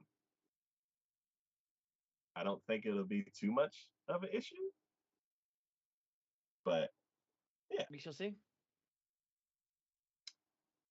All right. This show's awesome. I Oh yeah, can't wait until the next. it's been announced. Yes. Ah. Mm. Well, we got like 2 months before we look at the trailer for it.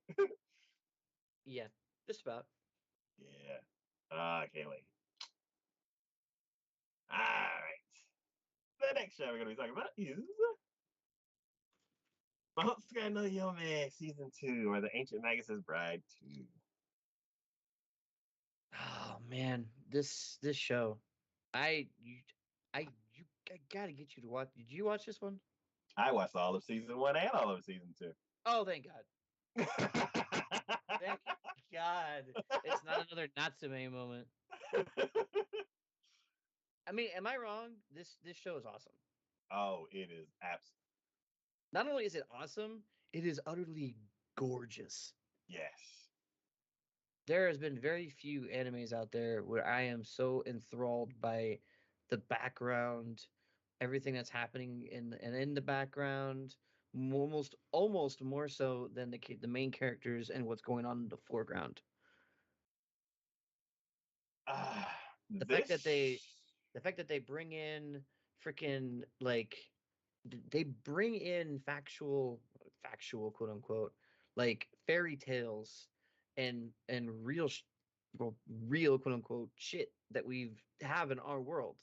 Yeah. Like there's correlations to this. There's actually like stories about these people, these things that they're facing against, and the freaking I didn't recognize it for what it was, but the minute he said that the other one was Kelpie or an Undine, I'm like, oh yeah, don't get on his back. He's gonna freaking go. He's gonna take you under the water. Oh, yeah, yeah, yeah.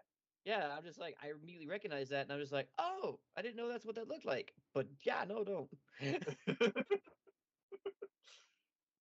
And I love the main character. I love what's her name? Uh, uh, I heard it. Feel like it starts with an H. Chise. Oh, it has an H in I it. love Chise. I love Chise because having been with her from the start, you know she's had a rough life, an absolutely horrid life from comparison to a lot of other people too. Um, so now that she has a family, she has people who cares for her, like she's struggling internally with trying to understand her actions and what she does, but I get where it comes from. Like I get where it comes from because all of her life she has been put down, she's been made to feel worthless, she's been made to feel like it's not, there's nothing she can do in this world.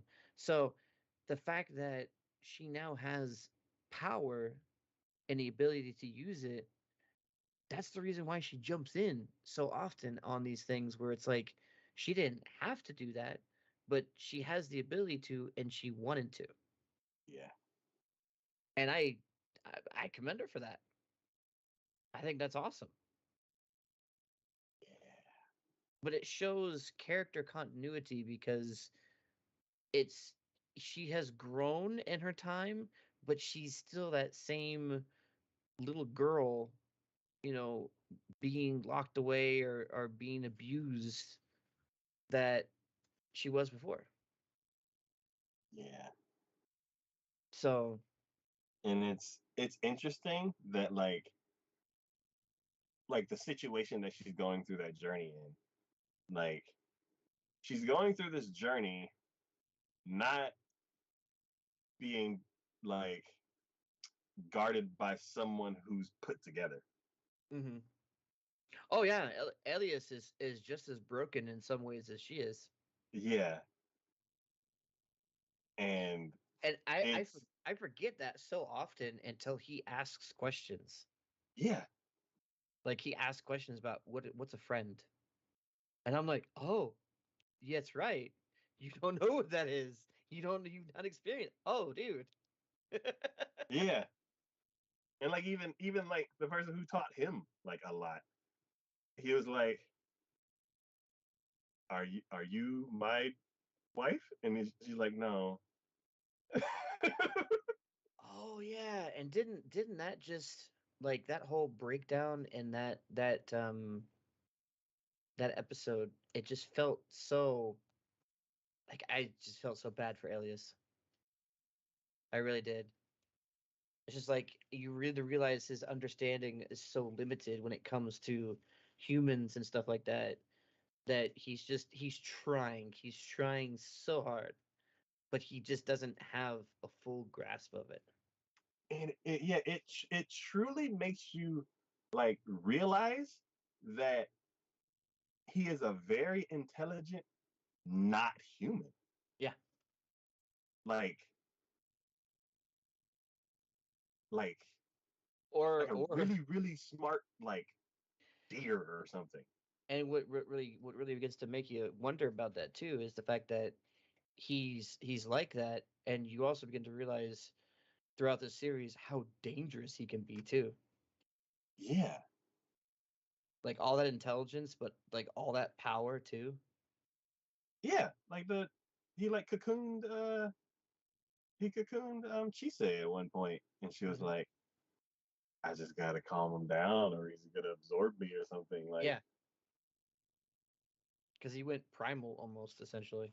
yeah, it's so interesting because It is. like a lot it's like a lot of the time you're like, oh yeah, he's just like us. He's just real tall and skeleton face. And then other times you're like, oh no. He's as far as human as you could possibly go. Yeah. One thing about the overall feel for this series is like the threat level is just slowly getting higher. Mhm. Did you get goosebumps like I did on the second season when I know at one point earlier on in the season he explained they explained to him what anger was and everything, and the emotion, because he's always asking questions about when it comes to like emotions, what it is or how he should feel or what's the big deal about it. And then to then go further on where Chise gets attacked and she was bleeding, and the minute she realized that she had been attacked and is bleeding, she's running. Elias from the other side of the freaking campus just vanishes and all of a sudden appears right there. And his first words were, she said, "Are you hurt?" And the minute she said yes, I got chills. Because he turns around and I'm like, oh, y'all are fucked. Yeah. Y'all done pissed him off now. Yeah. Like, I'm hoping that this, at the end of this, Chisei can calm him down because he's fucking pissed. Yeah. Yeah. It's it's weird the threat level of this show. Like every level can kill you. Mm. It's just after every encounter, like the characters get like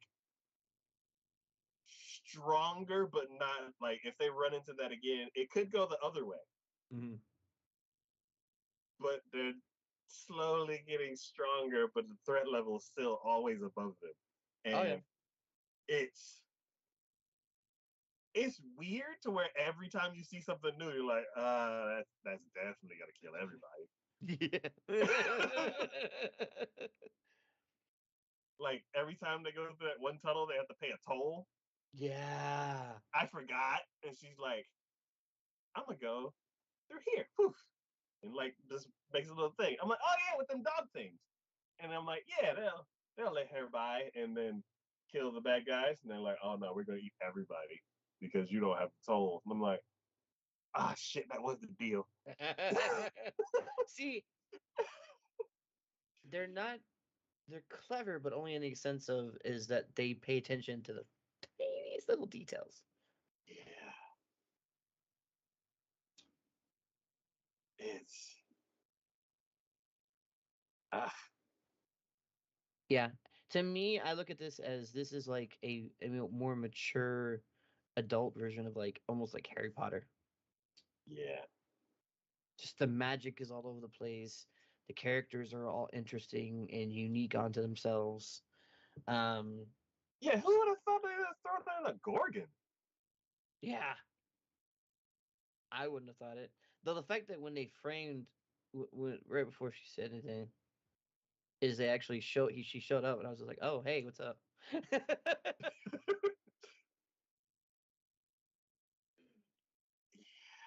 It's I just oh oh the way they ended the series. oh yeah the I season. I wasn't scared of the cats until like the last 30 seconds of the Oh. episode. I was like, oh, these nice, pretty looking cats. And they're like, I'm like, oh no. Don't piss the cats off. Especially when she comes into the principal's office and jumps up on the desk and is just like, and she's just idly talking with her. I was like, oh, she's just having a chat with the cat. Okay. And then yeah, when she shows up after the lady comes in, God, and see, like yeah, there's got to be another season coming up soon because it finished with what it's got right now. So I know it's not this season, or it's not this coming season. So hopefully it's the season after that they start it back up again. Hopefully they're just waiting like a core season to be able to do it because there's still so many loose threads that happened at the end of the second season. Yeah. And there's still loose threads from the first season that they're like, we'll go back once we're done with school. Yeah. And I'm like, um, one oh, the mystery that's going on currently. Who the traitor is inside the school? I love how slow this is progressing. I love it and I hate it at the same time. This is how you properly do suspense. And I One love it small and I piece hate at it a at the same time. time. Is one small piece at a time while also distracting you with more interesting stuff. And then at the end, you're like, yeah, it's getting real. And you're like, oh, yeah, that, like, with other shows, they're like, we don't have time. So in this episode, we're going to collapse 3 people. And in the next episode, like, we got to deal with the problem. What, there's 2 collapsed people right now? So there's the girl and there's the teacher. So yeah, two. Yeah. And how long? That's like what 4 episodes to like progress. Yeah, So I'm like, yeah, it's perfect. I love it so much. I agree. I think yeah, just the intrigue, the magic. You know, I think if you watch the first season and then go into the second season, you are already invested in Chise, and Yeah, you've seen the life she's had to deal with, so you're already like, as what the internet would say, we must protect her. So yes, it's like when she gets in danger, you're almost like Elias essentially as the watcher being like, "No, don't you dare. You yeah, leave her alone." yeah. But I think it shows good writing, good storytelling, good, characterization when you're already invested in these characters. I think they're doing an amazing job with Elias too because he has no expressions. Yeah. He has a very monotone, serious voice. He And you, has no expressions, and yes, she has a monotone voice, but just with that face he can still manage to give off expressions. yeah, and like the one teacher was like, you should find a friend. He's like, you should make that guy your friend. And then he collapses. He's like, my friend. I'm like, ah, Elias! I give you a hug. Yeah, I know. And when he was explaining to Chise why he has to go and help track this down, where he's just like, I'm doing it because I have you and my friend. And I'm like, oh, Elias. So sad. Yeah. So, ah, so good. Um, do you think the grandma's behind this? She's behind something. I don't think she's behind the whole thing, but I think she's behind something. Yeah, because they really like two really big things happen like right at the same time, and I'm like, Yeah. a lot of this is coincidence. Like you want to withdraw her right when when things are getting crazy. Um, yeah. Ah, I have no idea what's gonna happen next, and I love this show for that.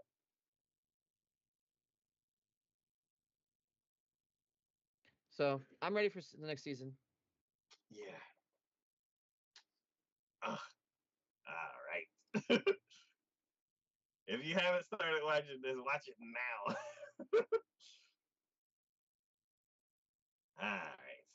The next show we're gonna be talking about is Oishi no Ko.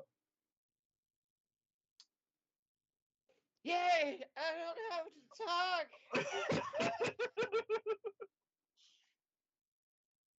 I absolutely 100% love this show. I was completely terrified when I started this show for a good reason. Mhm. Um, the first episode is basically a movie. Um, I think it is. I think the first episode of Oishi no Ko is required watching for everyone. Just in general. Yes. Um, it's basically a movie. It is the history of this idol, Mm-hmm. and episode 7.5 of the series is like a recap and like director special. Mm-hmm. And I was like skimming through it to kind of see if I wanted to watch it. And I was like, I just saw these 7 episodes 5 minutes ago. I don't need a recap. So as soon as the director started talking, I don't want to be like rude to the directors, but I'm like, I don't need director's cut. I'll watch it like after I finish the series, maybe. Mm-hmm. But one of the I guess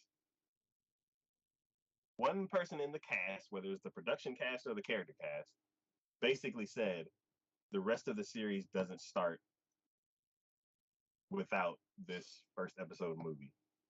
Like everything is based off of her history. Mm-hmm. And yeah, I wholeheartedly agree. Um, at the very end, there's one scene that like traumatized me. Okay. And every time they showed it once and I got pissed off.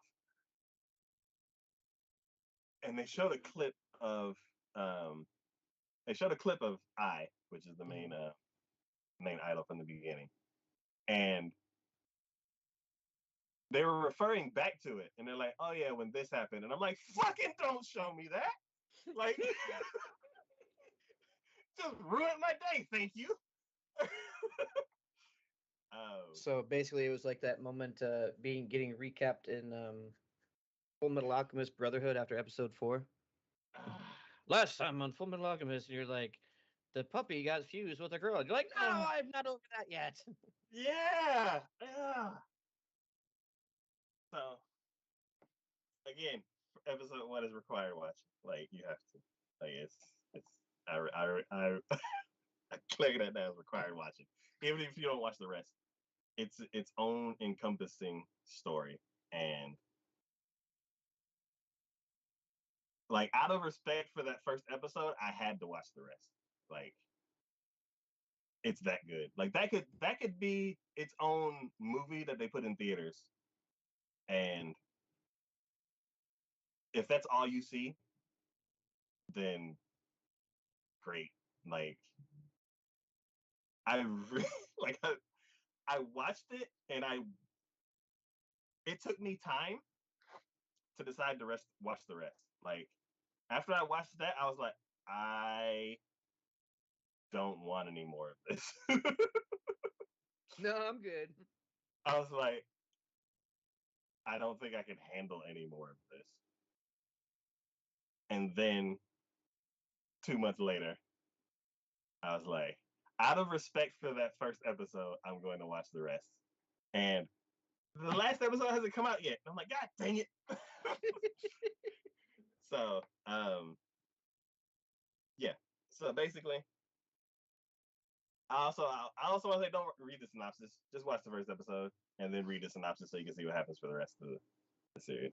We've already read the synopsis and everything, so you know what happens. But yeah. So basically, after the first episode, it does like a 10-year skip, and the two kids are in high school, and it's really, really cool how things have changed in 10 years because um, basically the two people that were running the business that was managing the main idol, um, they have evolved, and it's so interesting.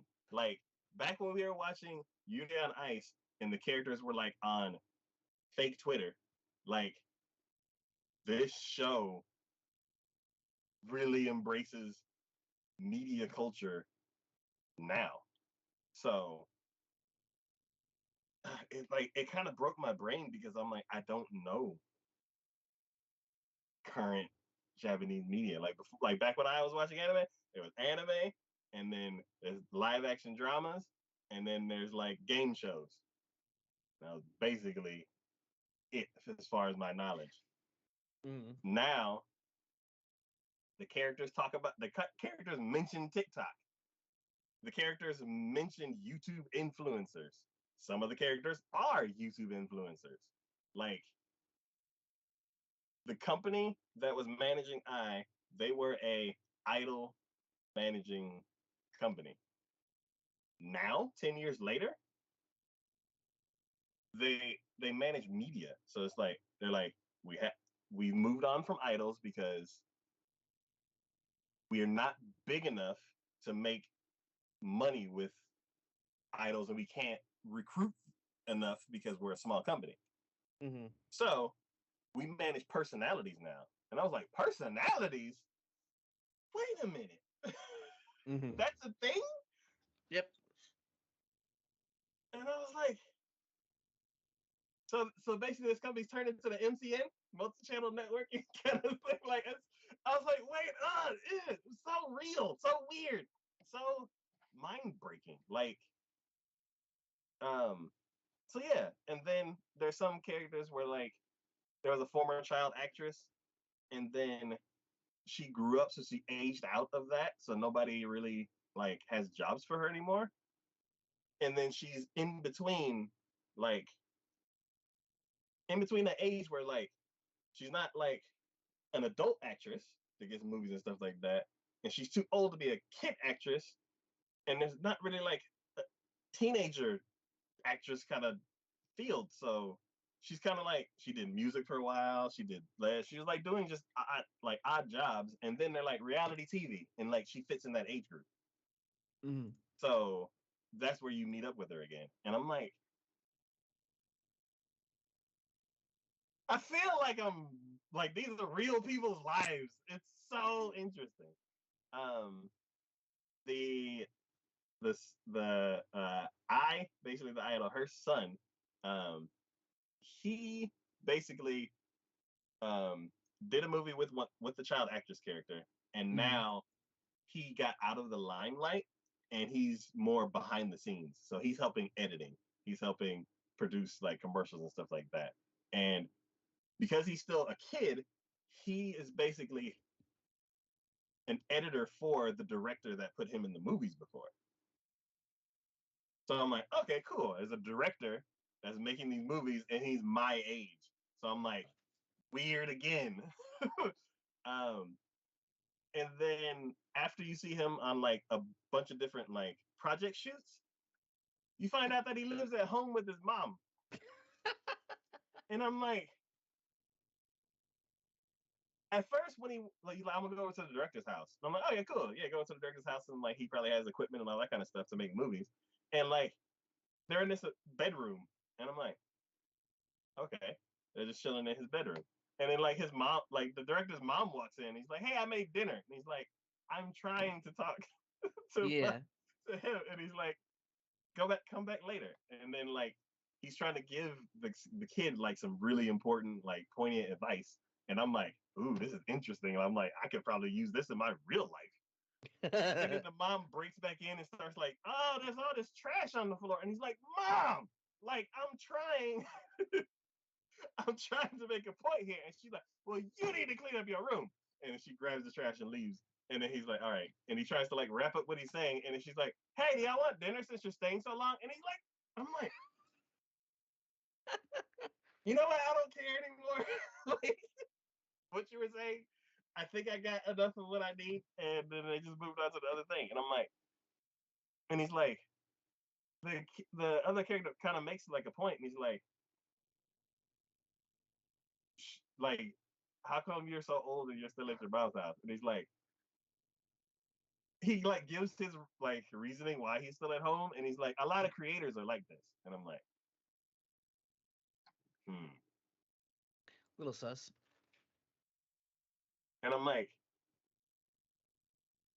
because there's the whole culture of like hikikimoris, like shut-ins in Japan, and then I'm like, young directors and stuff like that, like being able to create stuff on your own, kind of like this podcast, like Mm-hmm. how it's so interesting to like see a peek into like creator culture in Japan and like how it is very close to now. It's very interesting. Like when they said TikTok on the anime, I was like, wait a minute. What are the trends in Japanese TikTok? Like what's it's I don't know. It's a lot of the show really broke my brain. As far as like what subjects it covers. Mm-hmm. And then as far as the characters, like these are very, very well fleshed out characters, and they have tons of personality. And basically, yeah, it's an amazing show. Like the child actress, because she's in that kind of slump age where there aren't like a lot of jobs for her, Mm-hmm. and a lot of the projects that she did weren't profitable. She's fine taking on a project by herself, but if she takes on a project where other people are like an idol group, where she's not the only focus. Like if she fails on her own, she's fine. She's like, yeah, that's usually how things go. But if she's in a group, she's like, I can't let this group down. And because of that pressure, like she doesn't take chances anymore. Mm-hmm. And the brother, like the son, he sees that, and basically to convince her to do something, he pretends to be someone she looks up to, because the person that she looks up to always wears a mask. So I'm like, he puts on the mask. She's like, hey, you should do this. She's like, okay, I'll do it. And I'm like, this is so funny. And like some of the characters mentioned, they're like, for some reason, he doesn't seem as tall as he normally does today. And I'm like, that flew over my head the first time. Mm-hmm. And then later it cuts to the brother talking to the guy he's impersonating. And he's like, why did you need to impersonate me again? He's like, blah, blah, blah. She would be more receptive to the advice if it came from quote unquote you. And I'm like, oh, okay. And then um, just like how a kid sees like his favorite cartoon character, like take off his big like fake head and sees like a real person inside. She sees the brother with like taking off the outfit, and she's like, why was he impersonating him? And then she's like, did he impersonate him so I would take his advice? Because she knows exactly what she's doing. And it's weird because the situation didn't blow up. She kind of just kept it to herself, thought about it, and then like realized, that's why. Like he did that so she would try harder. she'll internalize how she feels about it, and maybe it'll come up later. But for right now, she's like, people are depending on me. I'm gonna step up. It's yeah, like I feel just as great about this show as I felt about Island. Like this is my new super excited about show. So Fair enough. I ugh. And like the sister, like she started the series as a terminally ill patient. She met the doctor. She found a passion for something to look forward to, which was like I as an idol. She weirdly became her daughter because they isekai'd her as a baby of her favorite person. Mm-hmm. But now that she has like a fit body, she can actually become an idol like her favorite person and like achieve her dreams. So it's like all the characters have this really I don't know how some shows can just blast through a bunch of story and like rush it. And this show has the same amount of episodes and it's just packed with character development. Yeah, but your show is definitely going to get a second season, though, right? If they end it with the next episode that hasn't come out, it would be a nice wrapped up package. I really wish that this show is amazing. Damn. Like you know what? They're probably not going to do it because there's one huge thing that they've been building towards. Other than that, because basically, I don't want to spoil it. The synopsis already spoils it, but I don't want to spoil it. Basically, the brother's trying to find out some information, and he finally met with somebody who alluded to the information but didn't give it to him. And I'm like, fucking tell him so we can find out who's responsible. But yeah, like if they other than this main story arc, which they have to like pursue. If they ended it with this performance, it would be a nice wrapped up thing, just like the first episode wraps up like I's story. Like it's I love this show. Like I see why on freaking Instagram everybody's drawing pictures of this character. So yeah, it's absolutely amazing. If anything, watch the first episode. And if anything else, watch the rest. It is absolutely 10 out of 10 for me. So. Very good. All right. The last episode, last show we're going to be talking about is one of yours. Another long name. Oh boy. I can say.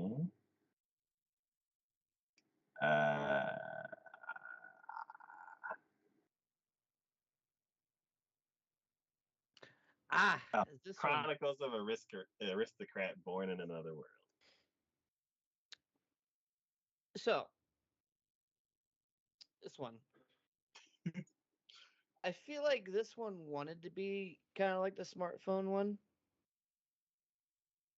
And it kind of went about it in a weird way. I'm not going to say necessarily a bad way. It just kind of felt like it was somehow lacking. Like it hit. If this was the bullseye, it hit right here. It's like you were close. If the smartphone was the bullseye, you came just to the left of it. You just didn't quite hit it. It's not bad. It's just not great. Okay. I think they had again. I think the biggest problem with the show is they rushed it. They rushed right through it. It didn't need to be. It shouldn't have been, but they did.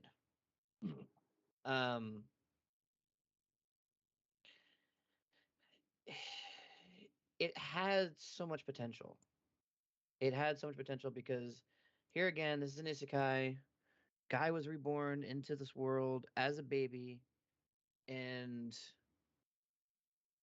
the biggest thing is that they had a great setup because they were like, "Hey, here's what's gonna happen, right? Guy gets reborn. The gods in this world, the gods bless you with certain amounts of magical power. Typically, when it comes to that, you're supposed to get from like there's like five or there's seven different or six different gods, six different gods. You're supposed to get a magical power blessing from like zero or like from 1 to 10, and that's unheard of for 10. Actually, they only knew from 1 to 5. Mhm. Apparently, the gods were not being very open and honest because they actually went all the way to 10.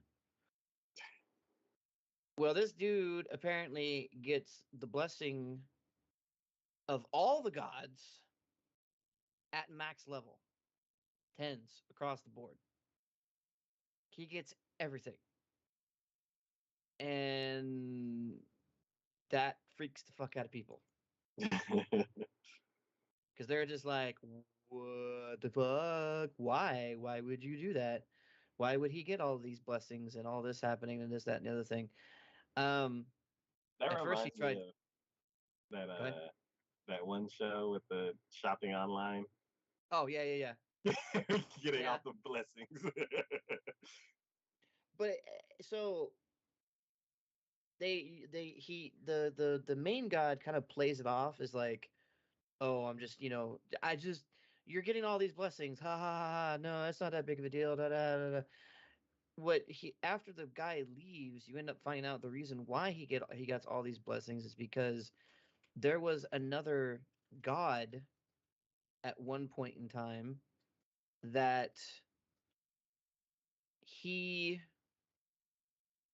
went against the other gods, and they actually had to end up sealing him. Well, that seal's about to break. Oh. So they're like, and everyone and the other gods, because the other gods go after he lives. He goes, "Are you sure we needed to give him that much power?" And the main god looked at him and went, "I'm not sure that's enough." And he went, "Oh, oh, okay, that's scary." Um, and over time, like even though he's young, he keeps getting more and more power. He gets better, better things added to him. He continues to grow, and all this happens. Um, the the problem is that the biggest thing I can say is that the end of it, they just rushed it. Like literally, the end of this, he defeated the bad god. He defeated the bad god in the last 2 episodes. At the end of the second to last episode, he was in school learning how to summon. He summoned the freaking Prince of Darkness, a demon, and they just kind of play that shit off. I'm like, y'all ain't gonna address this. Y'all, no one's gonna talk about this. Because then he's just like, the Prince of Darkness realizes who he is, and he's like, I'm at your command. Whatever you want me to do, I'll do it. It's done. Whatever it is. And I'm just like, y'all want to pay attention to this shit? That's anybody? Nobody? No, we're cool with this. All right, cool. You're cool with it. I'm cool with it. Yeah, that's fine. Um. So yeah, it's one of those where I was just like, y'all had the abilities, you set up a good premise, and you just rushed the ever loving shit out of it. Why I don't know. It could have gone without it. It could have been great without it. But you're just like, nope, this is what we're doing. So I don't know. Yeah. Would you recommend this show? I want to recommend the show because again, it had such good potential. Hmm. I love the shit out of it. Um, it's just the ending fell flat. It's like having a touchdown, but instead of spiking it at the end zone, you went like right before the end zone and spiked the ball, and Oh. everyone's just like, ah. But for whatever reason, the Why referees did weren't. you do that? For whatever reason, even though all the fans and all the stands could see that, the referees were blind and apparently deaf and just went goal. Oh. That's what it felt like. So, um, like they even had a training arc at one point in the series where the original, so the first king of this kingdom that he finds himself in was actually someone who got isekai'd here originally. I'm feeling deja vu. Yeah, I know. I know. Anyways, but here's the thing. He was the hero and he actually achieved godhood. But he, instead of staying there in this universe, went to another universe. He created his own universe and world after he achieved godhood. So they're like, he's like, well, you stopped the original dark god from going on. You sealed him away. Why can't you go seal him again? He's like, what's the problem? I'm a god here. Because I'm a god here, the rules state I can't go back there. I'm now barred from going back there. You can come to me. I can't go to you. But he's like, but instead, what we're going to do is we're going to train you in fighting here. And I'm like, oh, cool. Training. Awesome. It lasted half an episode. It lasted half an episode. He was mature and older. And then they're like, oh, we can't have that. You can't be that. So we're just going to de-age you again. Like he stayed there in his world, in this world, like years counted for like hours or like a day back in his world. Oh. So it was like the hyperbolic time chamber. He spent like Yeah. years in this universe, but it only counted for days back in his universe. Oh. And so he was like an older kid, like in his, because in there he's like a child. Here in the other universe, he was a teenager, older teenager, looked good. He's like hero looking kind of personality. And then they're like, oh, can't have that. We de-age you. All right, back where you need to go now. I'm just like, what?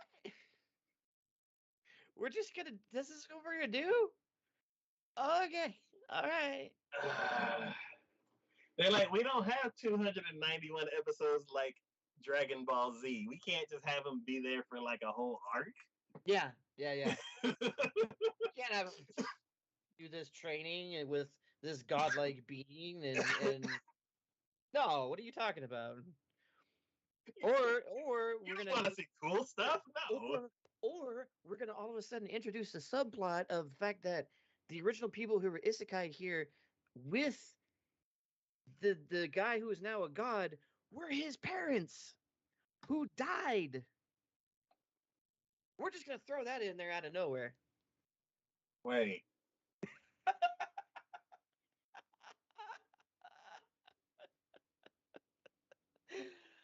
So him and his parents were isekai? Yeah, his parents were isekai before, and he never knew what happened to them. Apparently, his parents were isekai he just lost his parents. He never had parents that he knew of. So his parents were the original got with this guy who ended up turning into eventually ended up guy turning into a god. Uh-huh. Were the original were with him when he went after this dark god. And they died while facing the dark god. Without him there? No, the only one to survive was the guy who eventually ended up reaching godhood. He hadn't reached godhood at that time. He was So, still isekai as an adventurer kind of situation, same as all the rest of them. He so just him. after the dark god got sealed away, he just grew in power until eventually he just reached godhood. Okay, so him and his parents all got isekai at the same time. No, parents got isekai'd first. Yes. He got isekai'd later because the parents were already dead. Okay. So in our world, in Yes, world A, his parents disappeared because they got isekai. and he remained. Yes. Then they. Then years later, he gets isekai'd to the same world that his parents got isekai'd to, Yes. and then only then finds out after he goes to this other god's domain to get training that, oh yeah, by the way, your parents died while fighting the dark god that you're about to go fight. Okay. Yeah, we're just throwing in this random B plot, just be like, oh, by the way, just as it shouldn't be that important to you. Don't worry about it too much. But Just if you're wearing where your parents were. just so you know where your parents were, your parents died while fighting this dude that you're about to face. So you should probably feel some way about that. But you're not going to. You're just going to want to protect the people that you care about now in this world.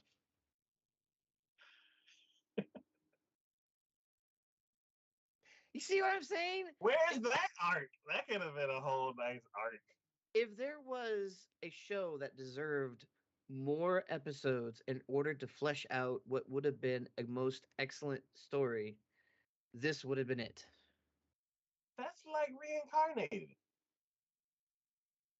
Where like everybody just splits up and then everybody has their own arc on their own and we just see all little chapters.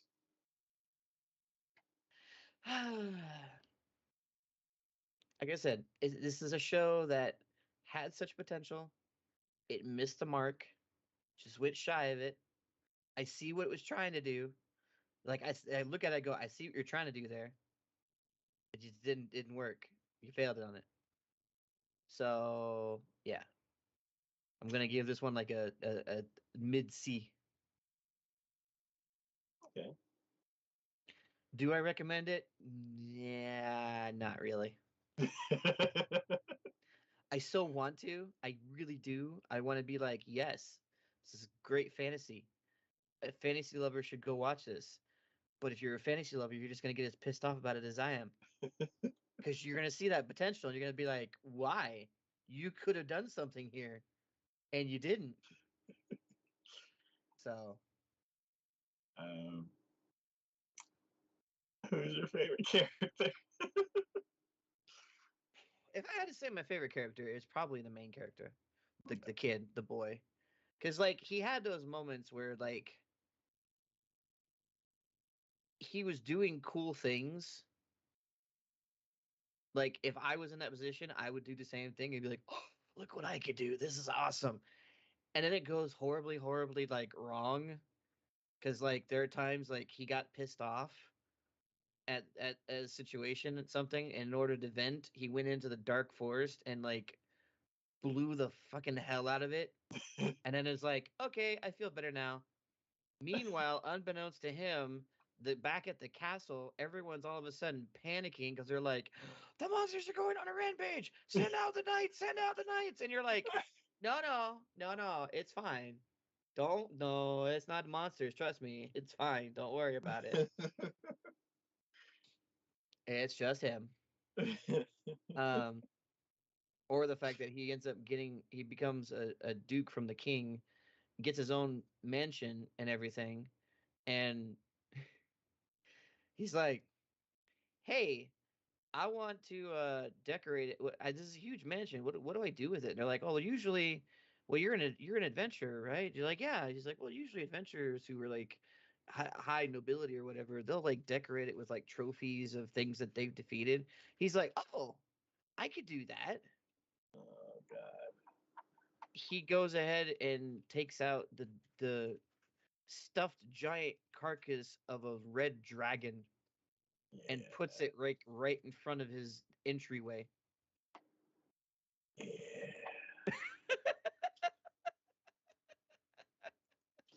I'm like, oh shit.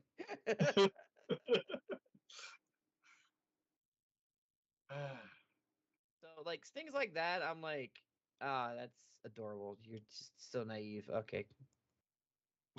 Nothing says no soliciting than a big red dragon. God, I wish I could have one of those at my front door then. Shit. But yeah, I was like, all right. He's like I said, I feel like there was such potential for this thing, and it just no. Okay. Well, that is the last show we have for today. Um, yeah. Um, the next episode is first impressions for next season. Um, You want to go over a few on the maybe since we kind of skipped that a little bit of what we're looking forward to? yeah, I was like, we can at least take a peek like we normally do. Yeah. Let me um, bring that up real quick. so I see Bleach. Which is going to be on something I can't watch. So,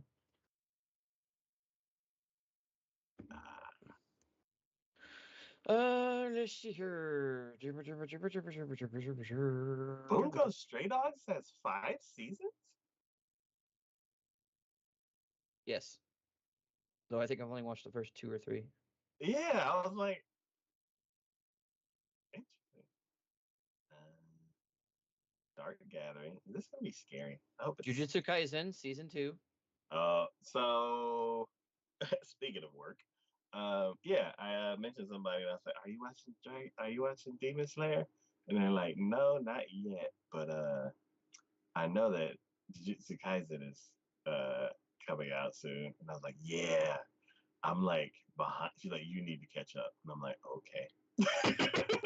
You're not caught up? What? I think I stopped halfway through the first season. Oh my god.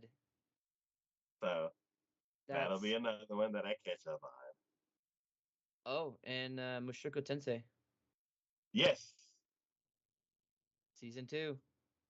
Yes. It looks like he's grown up now a little bit too. Okay. Yeah, if I were to say it's kind of what I wanted. I wanted there to be a time jump. Another one. Well, there really hasn't been a time jump in this one. What? From kids to like teenagers, like young teenagers? Well, they haven't gone to young teenagers yet. Now it looks like in this one they're Oh, like I'm confusing myself now. we saw them grow up. But now it looks like he's more older teen kind of thing. Oh, okay.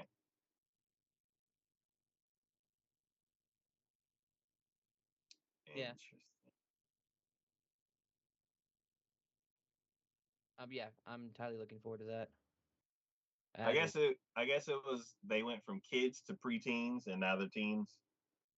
Yeah.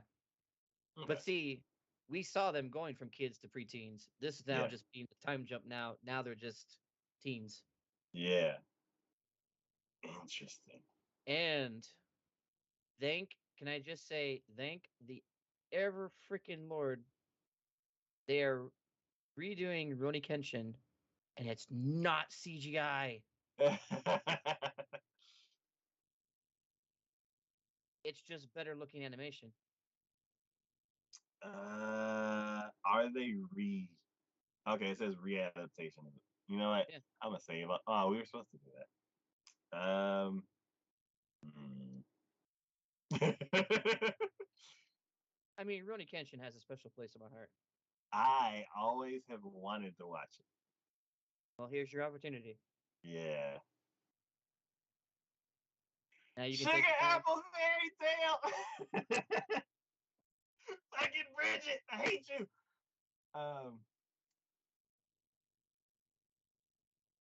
Me and Kiki are excited about this. Obviously. Yes. Wow, less than 2 weeks away. Awesome.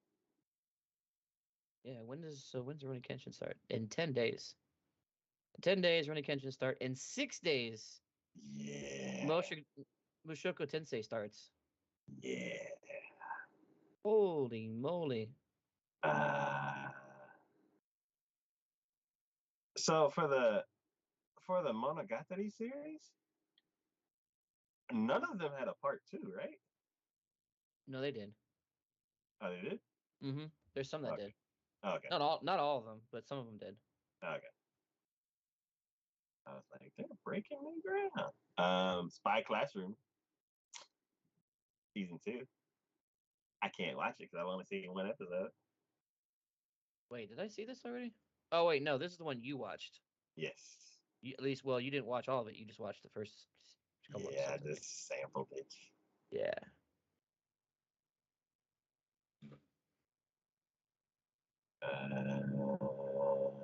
I mean, nothing else, like, strikes out at me.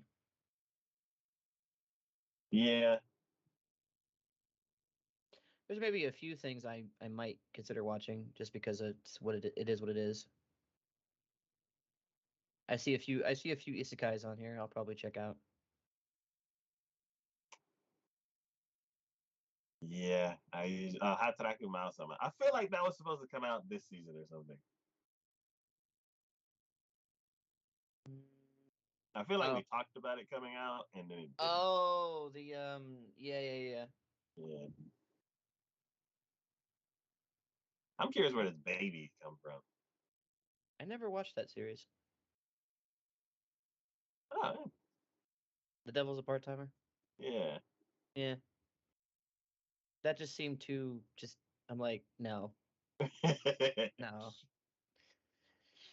It's just like it's just too crazy. Just no. I might watch it. Who knows? I'd have to What? catch up on the first season though. Yeah. What was your story with Bleach? My story with Bleach was I do love it, but at the same time, um, I never. This is now the second part of another season that already came out, and see that they say on this second part of Bleach, Senin Kessen, I haven't watched the first part because it's streaming on something I can't watch. Oh. I don't remember where exactly, but I remember it was streaming on something I can't watch. Otherwise, I'd have already watched it.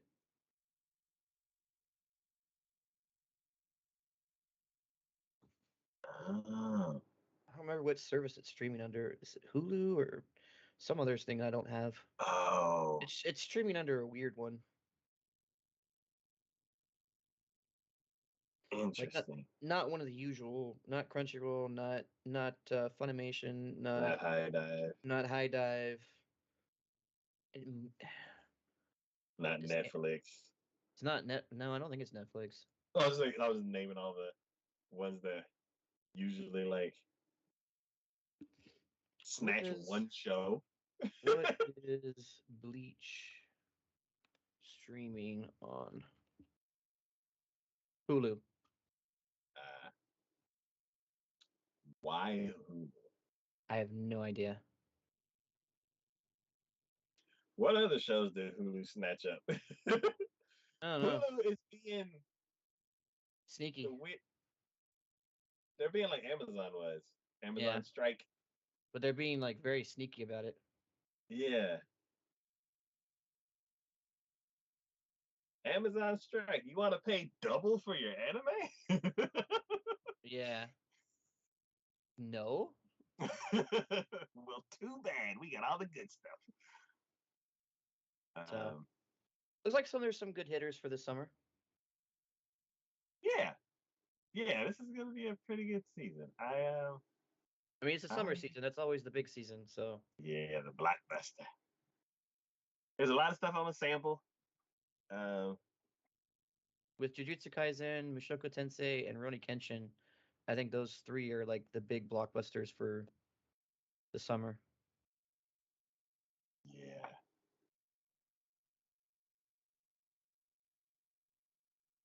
Yeah. I think those are the ones that everybody's gonna be talking about. Yeah. For sure. Cool. All right. Well, that is it for episode 93. All right. As always, it's DK and Shade. It's TacoYaki Anime. Thank y'all for watching. Thanks for hanging out in chat. Thanks for supporting the channel in any way that you do. And we will see y'all next time.